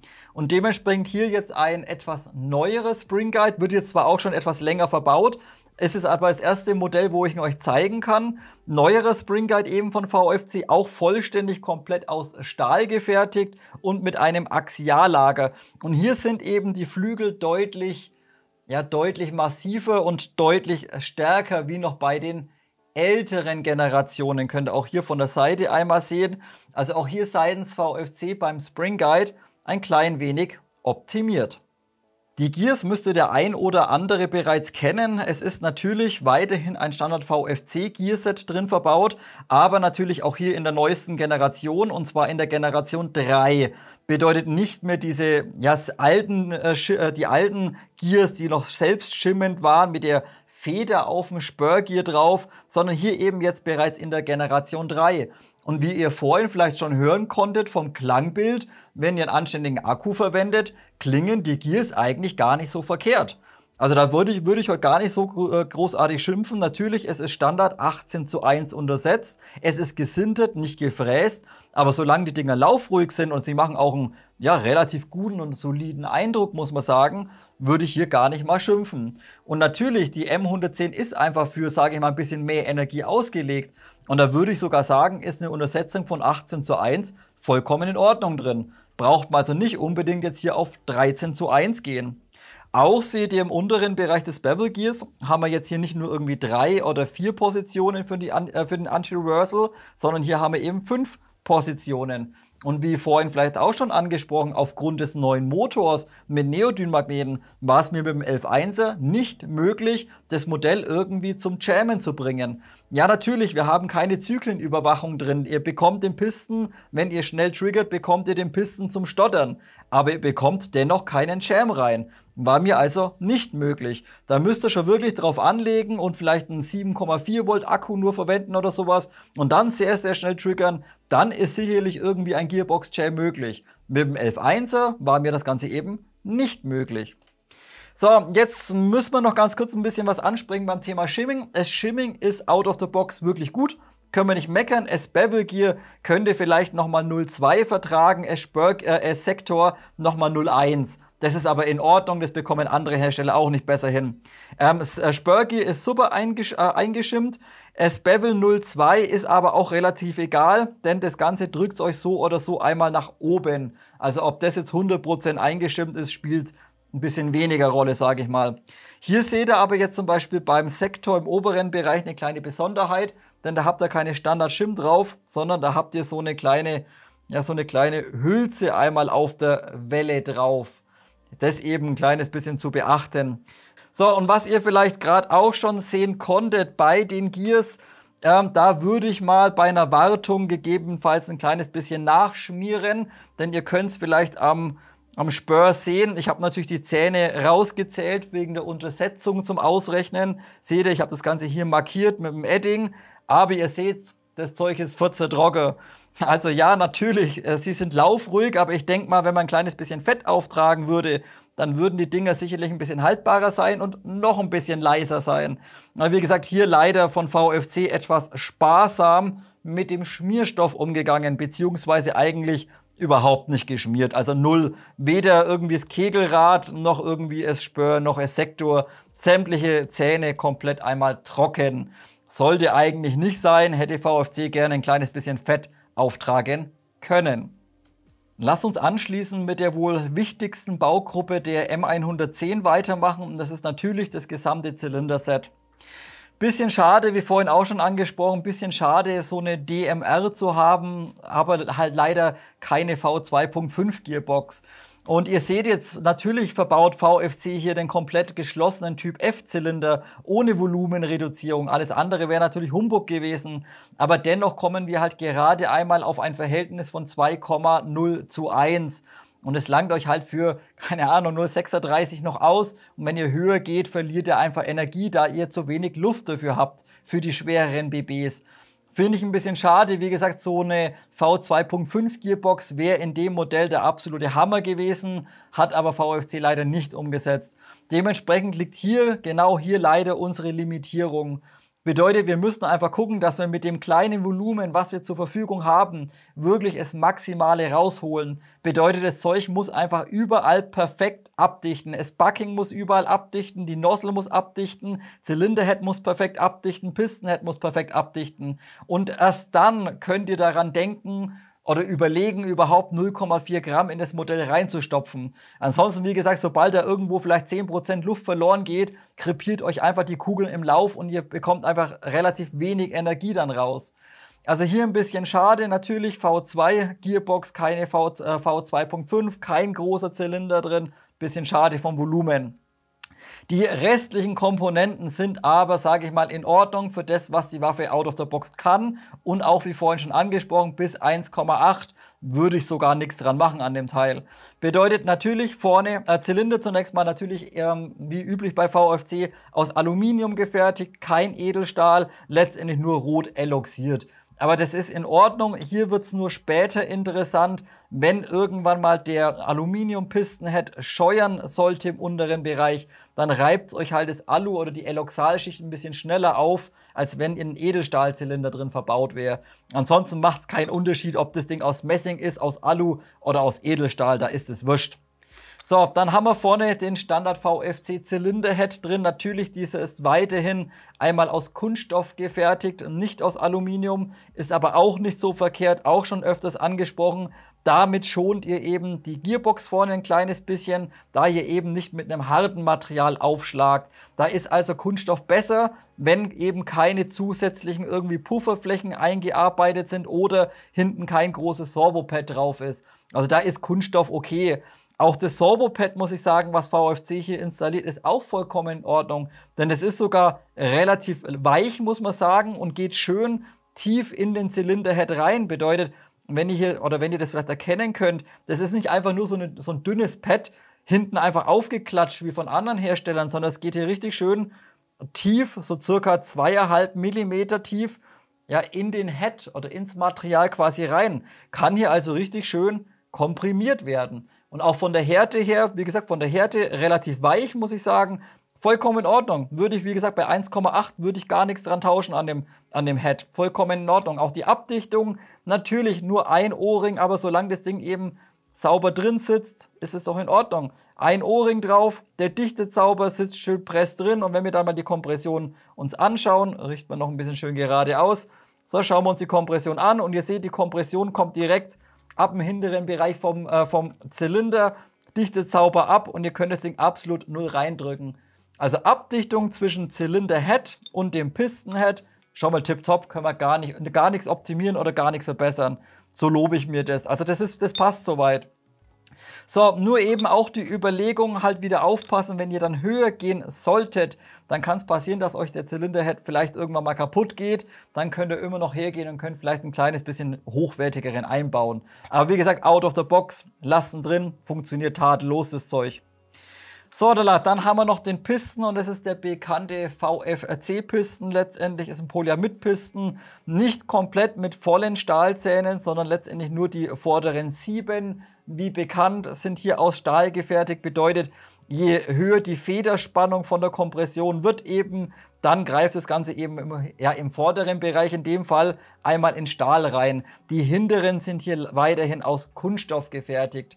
Hier müsst ihr ein bisschen aufpassen, hat einen kleinen Nachteil, wenn ihr natürlich sehr starke Federn verwendet. Da hat natürlich die Feder auch im ungespannten Zustand mehr Zug drauf wie jetzt so eine Standardfeder. Und da kann es euch einfach passieren, dass der letzte Zahn hier ein bisschen auch abgenutzt wird oder sich wegschleift und auch der Zahn hier irgendwann mal hops gehen wird. Dann müsst ihr halt einen Pisten reinmachen mit kompletten Stahlzähnen. Der hält dann deutlich länger wie jetzt der von VFC. Aber wie gesagt, auch hier würde ich sagen, ja, 1,7, 1,8 mal probieren, reinhauen und durchrotzen, was geht. Und wenn das Ding irgendwann mal hops ist und durch ist, gut, dann macht er halt immer noch einen anderen rein. Aber so würde ich sagen, ist es in Ordnung.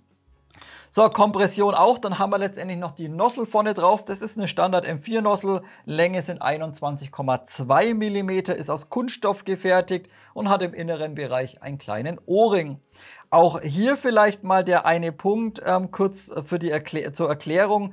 Eine Kunststoff-Nozzle hat den Vorteil, ihr seht, die hat übrigens in Schussposition kleines bisschen Luft vorne drauf, ist aber in Ordnung.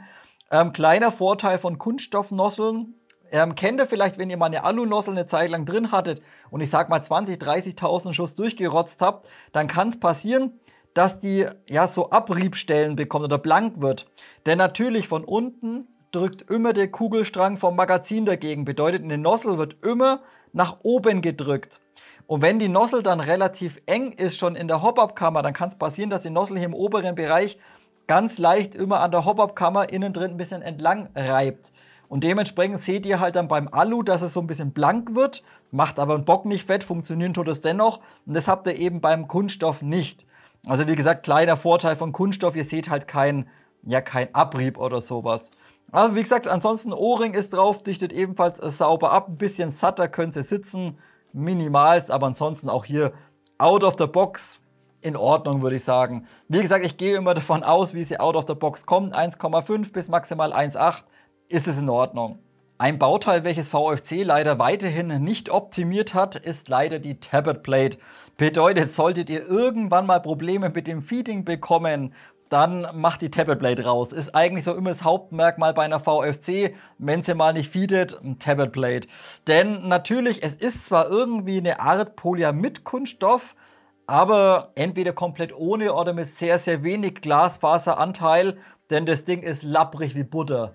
Also das ist gar nichts. Auch hier vorne seht ihr, wenn die Nozzle dann da dran hängt, kann nachgeben, kann federn. Und eine Tabbet Plate, natürlich eine Tabbet Plate sollte nicht zu hart sein, sonst bricht sie euch, oder reißt sie euch hier hinten an der Kante rüber ab, wenn zu viel Last drauf kommt. Sie soll aber auch nicht so weich sein, dass das Ding hier vorne letztendlich nachgeben kann, wo die Nozzle drauf sitzt. Denn natürlich, die Nozzle muss letztendlich zum Bucking abdichten. Und wenn dann die Nozzle ins Bucking reingreift, aber halt die ganze Tabbet Plate federn kann, dann ist halt die Abdichtung oder der Übergang zum Bucking nicht ganz so geil. Also wie gesagt, hier definitiv ein Punkt, wo ich optimieren würde. VFC, lapprige Tabbet Plate raus und eine gescheite V2 Tabbet Plate rein. Zum Beispiel von Garde oder sowas, die macht sich eigentlich in den VFCs recht anständig. Und abschließend, bevor es gleich weitergeht mit dem Lauf- und Hop-Up-System, ein weiterer erfreulicher Punkt, muss ich sagen. Es ist ein neuer Motor drin von VFC, beziehungsweise für mich ein neuer Motor, denn ich kenne diesen noch nicht. Das letzte Modell, welches ich von VFC auf dem Tisch hatte, das war die MPX von SICK. Und die hatte immer noch diesen ziemlich stark veralteten und sehr, sehr schwachen Ferritmagnetenmotor drin. Also der war nicht ganz so geil, habe ich euch damals angesprochen. So, und jetzt dachte ich eigentlich auch, ja gut, das ist vielleicht auch so ein Standardmotor von VFC, aber nee, Leute, das ist ein super High Torque mit Neodynmagneten. Und der hat unheimlich viel Kraft. Ich habe leider kein Datenblatt gefunden. Ich habe überall im Netz rumgeschaut. Ich habe bei VFC auf der Webseite geguckt. Ich habe nicht ansatzweise irgendwelche Informationen über diesen Motor finden können. Bedeutet, ich weiß jetzt nicht, wie viel Drehmoment hat er irgendwie, wie viel Windings oder wie viel TPA hat er. Keine Ahnung. Ich würde ihn aber rein von den Werten und was ich jetzt ausgelesen habe, würde ich ihn mit dem Syma Super High Torque Motor, welcher zum Beispiel in diesen Nova-Kniften von Bugatti oder auch in diesen Gen 5 Kniften drin verbaut ist, genau mit diesem würde ich ihn vergleichen. Bedeutet, es müsste auch so circa ein 21 bis, sage ich mal, maximal 25 km Motor sein als Super High Torque. Bedeutet wenig Drehzahl, aber hohes Drehmoment mit sehr, sehr starken Magneten. Das seht ihr auch, wenn ihr hier versucht, das Ganze zu drehen. Das beißt sich richtig schön in die Haut rein, das Pinion Gear. So lobe ich mir das und genau so ein Motor muss da rein. Tipptopp, klasse. Natürlich habe ich für euch auch die Werte wieder ausgelesen. Wir liegen jetzt hier, natürlich, es ist ein Standard Gearset drin, 18:1. Wir liegen aber dennoch bei einer Zyklenzeit mit einem großen 11.1er bei 52 Millisekunden. Wir haben einen Drain, also einen Verbrauch pro Schusszyklus von 0,44 Milliampere-Stunden und die Ströme sind auch vollkommen in Ordnung. 61 Ampere im Peak und 34 Ampere für den Zyklus. Und das sagt mir einfach, dass wir hier eben auch einen super High Torque haben, also kein High Speed, sondern einen High Torque und der ist klasse. Also der ist in Ordnung, super drin lassen, funktioniert tadellos. Hätte VFC hier auch wieder ihren alten Ferritmagnetenmotor reingezimmert, hätte ich gesagt, bäh, schmeißt weg, macht euch einen gescheiten High Torque rein, aber nein, ist bereits drin verbaut. Klasse. Und dementsprechend sage ich euch eben auch, dass ihr auch out of the box problemlos auf 1,8 hochgehen könnt.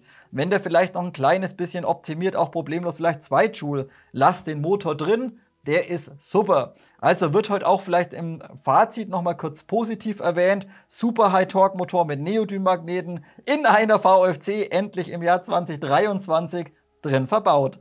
Kommen wir abschließend also zum Thema Lauf- und Hop-Up-System, die Königsdisziplin und auch hier leider von VFC, wie vorhin schon mitbekommen, wie soll ich sagen, nicht für das umgesetzt, für was man die Waffe eigentlich auf dem Spielfeld einsetzen könnte.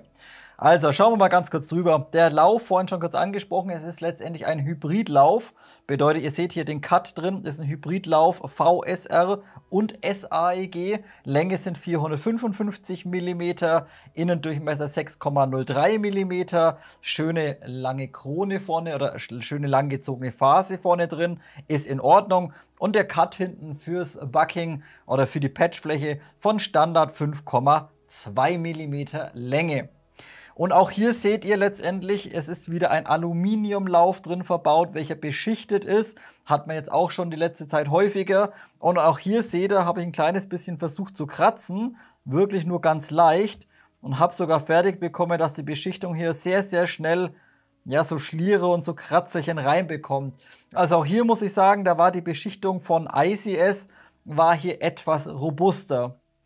Bedeutet auch, wenn ich mich leider wiederholen muss, ganz kurz für Einsteiger oder wer das erste Mal zuschaut, ist in Ordnung, wenn es Aluminium ist, auch von der Beschichtung ist es in Ordnung, aber ihr müsst immer damit rechnen, wenn ihr jetzt mal irgendwelche Sandkörnchen oder irgendwelche Partikel ins Magazin reinbekommt oder an die BBs reinbekommt, in die Hop-Up-Kammer reinbekommt, dann werdet ihr euch einfach diese schwarze Beschichtung werdet ihr euch einfach auf Dauer innen drin aufscheuern. Dann wird das Ganze rau von der Oberfläche. Und genau das wollt ihr nicht. Bedeutet, rechnet einfach damit, irgendwann mal wird der Punkt erreicht sein, dass der Lauf einfach verschlissen ist. Teilweise, wenn es zu dreckig wird, vielleicht sogar irgendwelche Klemmer stattfinden können. Und dann würde ich immer auf den Edelstahllauf gehen. Der ist einfach deutlich härter von der Oberfläche her, schön aufpoliert und lässt sich auch dementsprechend schöner reinigen. Denn auch hier müsst ihr natürlich beim Reinigen aufpassen, dass ihr nur mit sehr weichen Mikrofasertüchern einmal reingeht und die müssen natürlich auch 100% sauber sein. Ist euer Mikrofasertuch schon irgendwie dreckig, ja, dann macht ihr euch den ganzen Lauf kaputt beim Reinigen. Also ein bisschen aufpassen und natürlich auch so Geschichten wie aufpolieren. Bei einem Edelstahllauf geht ihr mal mit Polierpaste durch, könnt ihr natürlich bei so einem Lauf absolut vergessen. Also wie gesagt, ja, ist ein Alulauf beschichtet Standard. So, auch die Hop-Up-Kammer kennen wir, ist die Standard Rotary Hop-Up-Kammer, die wir auch schon im G28 drin hatten von VFC. Hier ist mir letztendlich nur aufgefallen, dass das Einstellrädchen, oder ich kann es schlecht vergleichen, denn ich habe schon ewig kein G28 mehr, aber ich finde irgendwie, das Einstellrädchen läuft sehr grob und lässt sich also alles andere als fein einstellen. Und ich kann euch also nicht... Ja, ich kann euch nicht genau sagen, ob das schon immer der Fall war. Ich erinnere mich einfach nicht mehr dran, keine Ahnung. Und wie gesagt, das fällt mir eben bei dem Modell extrem auf, dass das Einstellrädchen nicht sauber über Klicks geht, wie es vielleicht gehen soll, sondern wenn man da seitlich einfach mal reingeht und ein bisschen verstellen will, dann macht man meistens immer so 2 bis 3 Klicks, weil es einfach ein bisschen schwerer geht und dann braucht man relativ viel Kraft und dann habt ihr gesehen, dann rutscht er einfach drüber und dann dreht er gleich mal eine Viertelumdrehung. Also so dieses 100% feine Klicken war mir bei der Hop-Up-Kammer leider nicht möglich zum Einstellen. Und natürlich, ihr könnt jetzt hergehen, könnt da hinten den Splint rausmachen oder den Clip rausmachen, könnt die Rasterung deaktivieren, damit es stufenfrei läuft. Dann wiederum aber halt aufpassen, dass es immer noch genügend Widerstand hat, damit sich das Ganze nicht von alleine verstellt. Und wie gesagt, also vom Einstellen her, vorhin schon kurz angesprochen, leider nicht ganz so geil. So, dann denkt ihr euch, ja gut, dann nehme ich halt nochmal, keine Ahnung, 50, 60, 80 Euro in die Hand und mache mir irgendwie eine Max oder eine Neptune rein.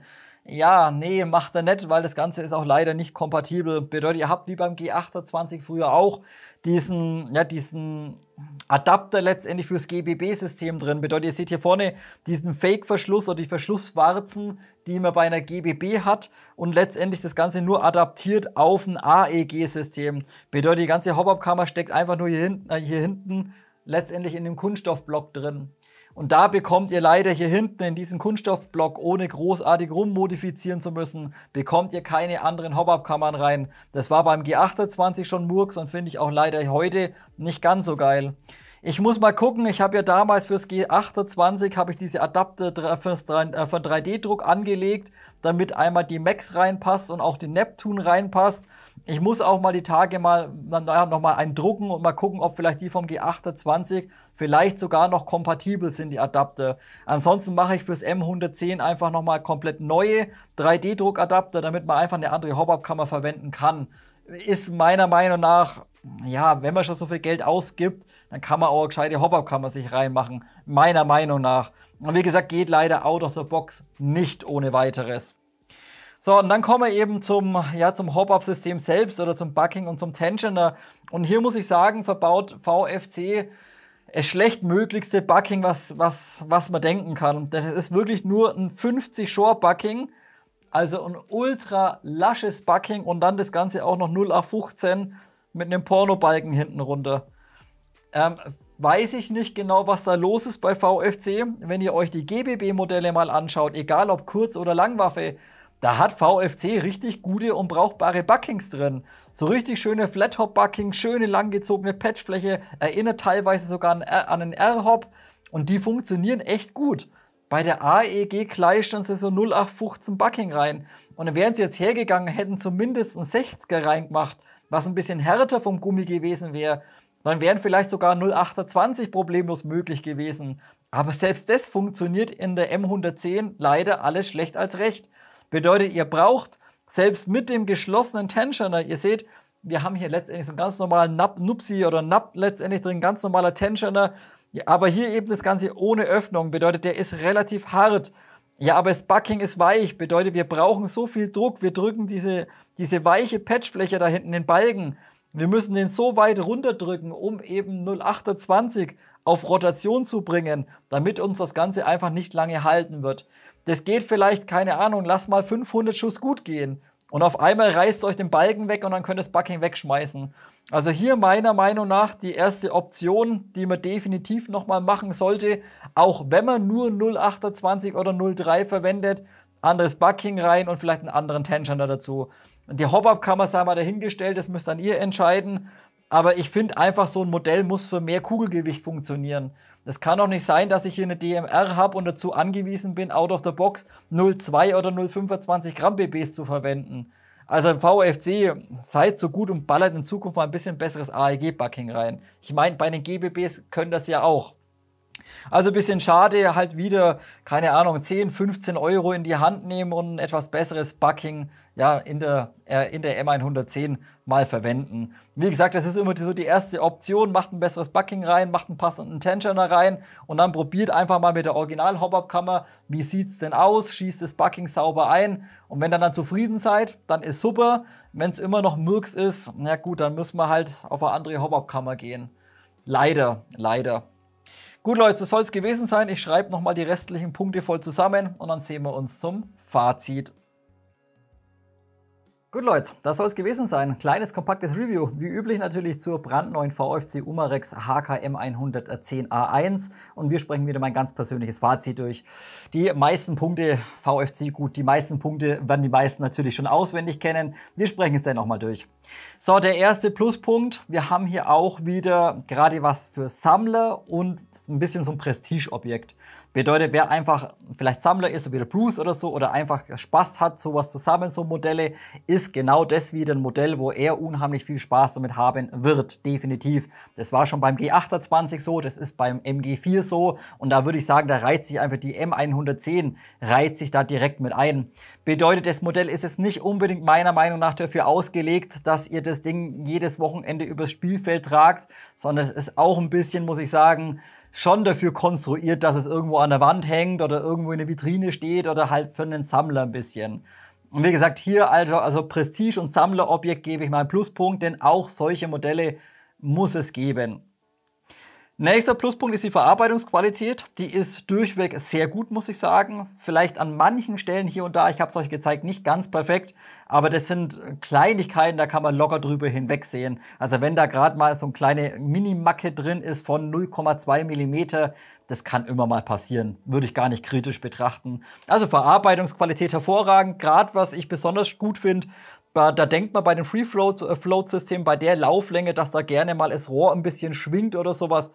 Gar nichts, das Ding ist jetzt bombenfest drin. Also gesamte Verarbeitungsqualität hervorragend. Auch das Spannhebelsystem zum Hop-Up einstellen, fast sogar ein bisschen zu passgenau, habe ich euch gezeigt. Es reibt am Anfang ein bisschen, es kratzt ein bisschen Fett reinpinseln innen dran, dann läuft es richtig super und ja, läuft halt sauber und frei. Also hier Umsetzung, Passgenauigkeit, Verarbeitungsqualität definitiv einen Pluspunkt. So, der nächste Pluspunkt ist der gesamte Schaft, habe ich euch gesagt. Der einzige Punkt, was mich ein bisschen im Anschlag stört, ist die Aufnahme für den Trageriemen links und rechts. Es kann hier hinten ein bisschen störend sein, gerade wenn man noch einen Helm auf hat oder Funk noch trägt. Weiß ich jetzt nicht, warum sie das unbedingt da angebracht hat, HK. Hat aber letztendlich das Originale auch. Wenn man dann im Liegen schießt oder wenn man eben das Ding irgendwo auflegt, dann ist das nicht störend, weil dann kann man wunderbar mit der Wange ein kleines bisschen weiter vor. Also wie gesagt, hier ein bisschen stören. Ansonsten super Schaft, klasse. Verarbeitungsqualität hervorragend. Und was mir besonders gefällt an dem Schaft, erstes Mal Akku einlegen, super einfach, Hebel drehen, rotieren, Schaftkappe weg. Und ihr habt eben seitlich ebenfalls in den Taschen unheimlich viel Platz für den Akku. Ihr könnt da mit dem Bus reinfahren, ist wurscht, ihr habt Platz da drin. Nein, Spaß beiseite, ich habe es euch gezeigt, ihr bekommt da eigentlich problemlos 11,1 Volt, 2150 Milliampere-Stunden da hinten reingezimmert. Bedeutet, auch wenn ihr mal bei einer 2-Tages-OP dabei seid, dann müsst ihr jetzt nicht irgendwie aufpassen wegen dem Akku, da ihr eben keine Akkuüberwachung habt, kommen wir gleich nochmal drauf zu sprechen, sondern es ist eine DMR, ihr gebt wenig Schuss ab und der Akku hält euch locker, sage ich mal, keine Ahnung, 2000, 2500 Schuss. Also klasse, viel Platz für einen Akku, super Schaft, gebe ich einen Pluspunkt. Der nächste Pluspunkt ist auch wieder die Umsetzung von der Farbe. Hier haben sie jetzt nicht dieses, wie nennen sie, grün-braun bei der HK416A5 von Arcturus, sondern hier jetzt das M110 wieder klassisch in dem schönen Perlgold gehalten. Auch von der Oberfläche, von der Farbe, vom Receiver her, kleines bisschen körniger, wirkt ein kleines bisschen mehr metallisch. Der Vorderschaft wirkt dann ein kleines bisschen matter, ist aber nahezu identisch vom Farbton und sieht einfach Bombe aus. Also Perlgold, schön umgesetzt, es müsste pulverbeschichtet sein, klasse umgesetzt, einen Pluspunkt Farbe, nicht einfach nur Standard schwarz, passt soweit. Nächster Pluspunkt, finde ich geil, brandneuer VFC Super High Torque Motor mit Neodyn-Magneten drin verbaut, habe ich jetzt das erste Mal gesehen. Ich weiß es nicht, ob der jetzt irgendwie Standard ist, keine Ahnung. Wie gesagt, ich kenne ihn jetzt das allererste Mal. Ich habe aber leider kein Datenblatt gefunden. Rein von der Performance, von der Zyklenzeit, von den Werten, vom Temperaturaufbau würde ich ihm mit dem Syma Super High Torque Motor aus den Nova oder Gen 5 Syma-Kniften halt vergleichen, zum Beispiel. Also klasse Motor, super, und ihr habt es auch gesehen. Wir haben jetzt hier kein EFCS drin, ne? Wir haben ein stinknormales MOSFET drin, eine Switch-Assembly und einen Akku. Und das Ding hat trotzdem eine Zyklenzeit Minimum von 48 Millisekunden. Natürlich, wenn der Akku ein bisschen droppt, fällt es auf circa im Durchschnitt 50, 52 Millisekunden. Aber das müsst ihr euch mal überlegen. Da kommen andere Kniften out of the box nicht ran. Und das in der DMR, wo man es eigentlich nicht mal unbedingt brauchen würde. Also klasse Motor, hervorragend, würde ich auch, wenn ich ein bisschen höher gehe, lass den Motor drin. Ast rein, ein Pluspunkt. Letzter Pluspunkt, da müssen wir jetzt ein bisschen differenzieren. Den gebe ich jetzt als allererstes mal auf das Thema V2 Gearbox Shell und entsprechend Kompatibilität zu EFCS-Systemen. Das war beim G28 früher ein riesengroßes Drama mit dieser V2.2 Gearbox. Jetzt haben wir hier halt eine handelsübliche V2 drin und wer jetzt möchte, könnte hier natürlich problemlos ein EFCS nachrüsten. Natürlich kostet wieder Geld, aber es ist möglich. Das war beim G28 eben nicht der Fall. Dementsprechend gebe ich eben hier einen Pluspunkt V2 Gearbox zu Standardteilen, EFCS-Systemen, alles problemlos kompatibel. So, dann lasst uns gleich weitermachen. Wenn wir jetzt gerade schon bei dem Punkt Gearbox sind, müssen wir einen Neutralpunkt geben auf das Thema Volumen. Natürlich, V2 Gearbox ist auch nicht gerade bei dem Modell die beste Wahl von VFC. Hätten sie eine V2.5 reingestopft mit einem 19-Zahn-System, wäre es brachial gewesen. Bedeutet, man hätte eine große Gearbox mit einem großen Zylinder und hätte dann auch für schwere BBs deutlich mehr Volumen gehabt. Denn genau hier ist leider bei dem Modell unsere Limitierung. Die V2 Gearbox, maximales Volumen mit der Lauflänge von 455 mm, kommen wir auf ein Verhältnis von 2:1. Und habt ihr auch im Chrono gesehen, ihr verliert einfach, je schwerer ihr geht, verliert ihr einfach immer ein bisschen Energie. Bedeutet, ihr steigt nicht an, wie man es normal kennt, wenn man genug Volumen drin hat, sondern ihr fallt einfach ab. Und ich finde gerade diese M110, es ist eine DMR, das Ding ist groß, das Ding ist massiv, damit rennt ihr nicht rum, damit rusht ihr nicht. Da müssen einfach schwere BBs möglich sein. Und hier würde ich sagen, wenn alles perfekt abdichtet, wenn ihr nachschmiert, vielleicht noch Nozzle ein bisschen optimiert, Bucking optimiert, dann könnt ihr da maximal 0,4 drin spielen und dann ist aber auch gut. Ich meine, natürlich könnt ihr 0,45 reinstopfen, aber die wird halt ungefähr ab da einfach nicht mehr weiter beschleunigt. Also kleines bisschen schade, Volumen gebe ich einen Neutralpunkt. Der nächste Neutralpunkt, erstmal positiv, wie gesagt, wir haben überhaupt einen MOSFET drin, bedeutet, wir können problemlos 11,1 Volt Akkus verwenden, ohne dass die Switch Assembly irgendwie schnell kaputt geht oder durchbrennt. Nein, das funktioniert, aber alle weiteren modernen elektronischen Features fehlen leider vollständig. Finde ich ein kleines bisschen schade, da hätten sie, wie vorhin schon angesprochen, hätten sie wie bei Arcturus bei der 416A5 einfach hier hinten die Buffer-Tube nochmal so eine kleine Platine rein, mit einer Akkuüberwachung oder so, wäre super Sache gewesen. Denn da hätte man wenigstens einen Indikator gehabt, wann ist denn der Akku leer oder wie gesagt, so moderne Features wären heutzutage schon wünschenswert gewesen. Zumindest eine Akkuüberwachung. Zyklenüberwachung muss nicht unbedingt sein. Wie gesagt, ihr bekommt das Ding eh nicht zum Jammen aufgrund des guten Motors. Also hier ein Neutralpunkt, kein EFCS oder keine modernen elektronischen Features.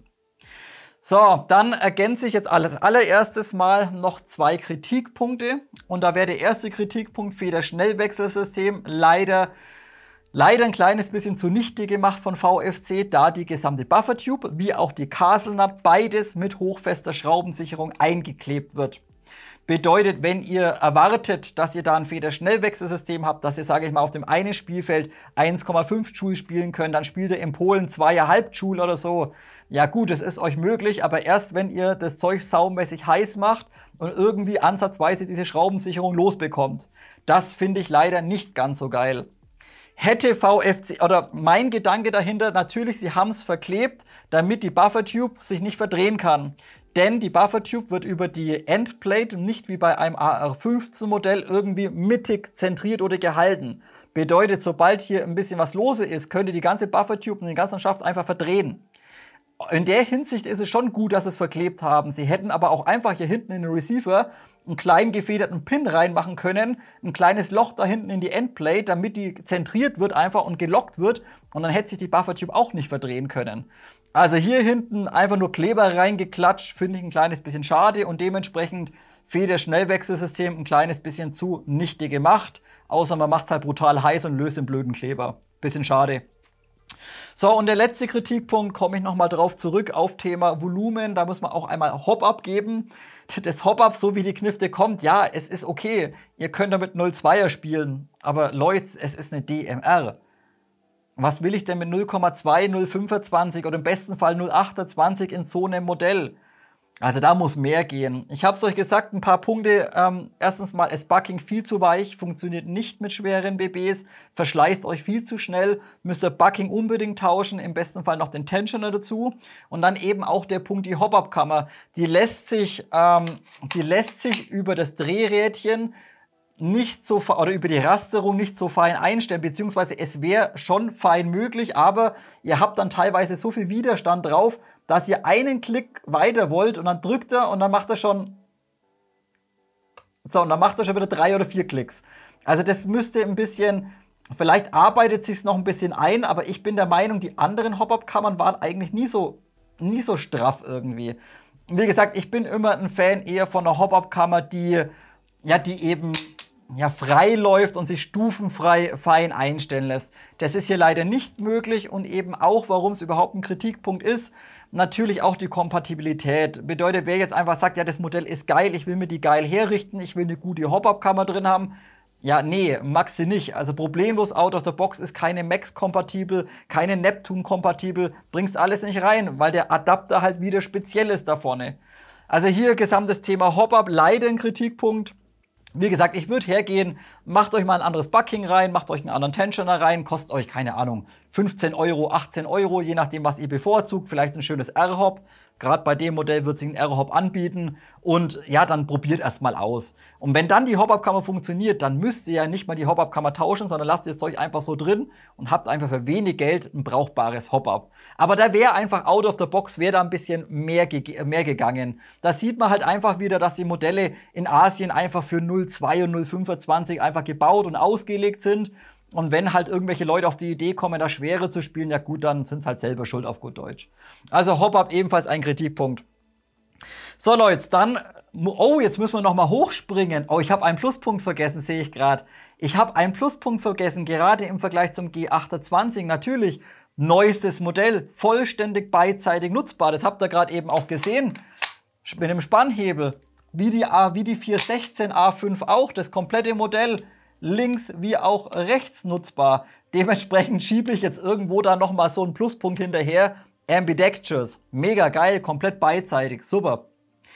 So, und der letzte Neutralpunkt ist eben jetzt das Preis-Leistungs-Verhältnis. Ich meine, der Schinken kostet jetzt 850 €. Das ist ein Schweinegeld, aber ihr habt halt dann, wie am Anfang schon gesagt, ein Prestigeobjekt. Ihr habt dann eine M110. Ist nice to have, ihr könnt euch drüber freuen und auch ich bin jemand, der freut sich einfach über sowas. Wer jetzt einfach nur rein auf Performance achtet und einfach was Geiles zum Spielen haben will, für den ist es absolut ungeeignetes Modell. Natürlich, keine Frage. Aber wie gesagt, Preis-Leistungs-Verhältnis, ja, es ist schon in Ordnung. Es ist halt wieder was Besonderes. Die kosten alle so viel Geld. G28, MG4, da passt es schon. Aber wie gesagt, rein performance-technisch und von der technischen Seite bekommt man, Gott, schon ab 350 oder 400 bekommt man bei weitem Besseres. Keine Frage. Also Preis-Leistungs-Verhältnis wirklich nur für Sammler oder Enthusiasten mit einem großen Geldbeutel wirklich interessant, dieses Modell. So Leute, das soll es jetzt gewesen sein. Wenn ihr jetzt noch Fragen habt oder wenn ich irgendwas vergessen habt, ihr irgendwie noch was ergänzen wollt, ihr wisst ja Bescheid, wie immer einmal Kommentarfeld unten verwenden. Wenn euch das Video gefallen hat, Like, Abo und vielleicht eine Mitgliedschaft auf Patreon dalassen. Ich würde mich natürlich mega drüber freuen. Und wir sehen uns dann hoffentlich noch nächste Woche, weil dann bin ich 2 Wochen weg. Hoffentlich nächste Woche nochmal zum kleinen Video. Bis dahin, haut rein.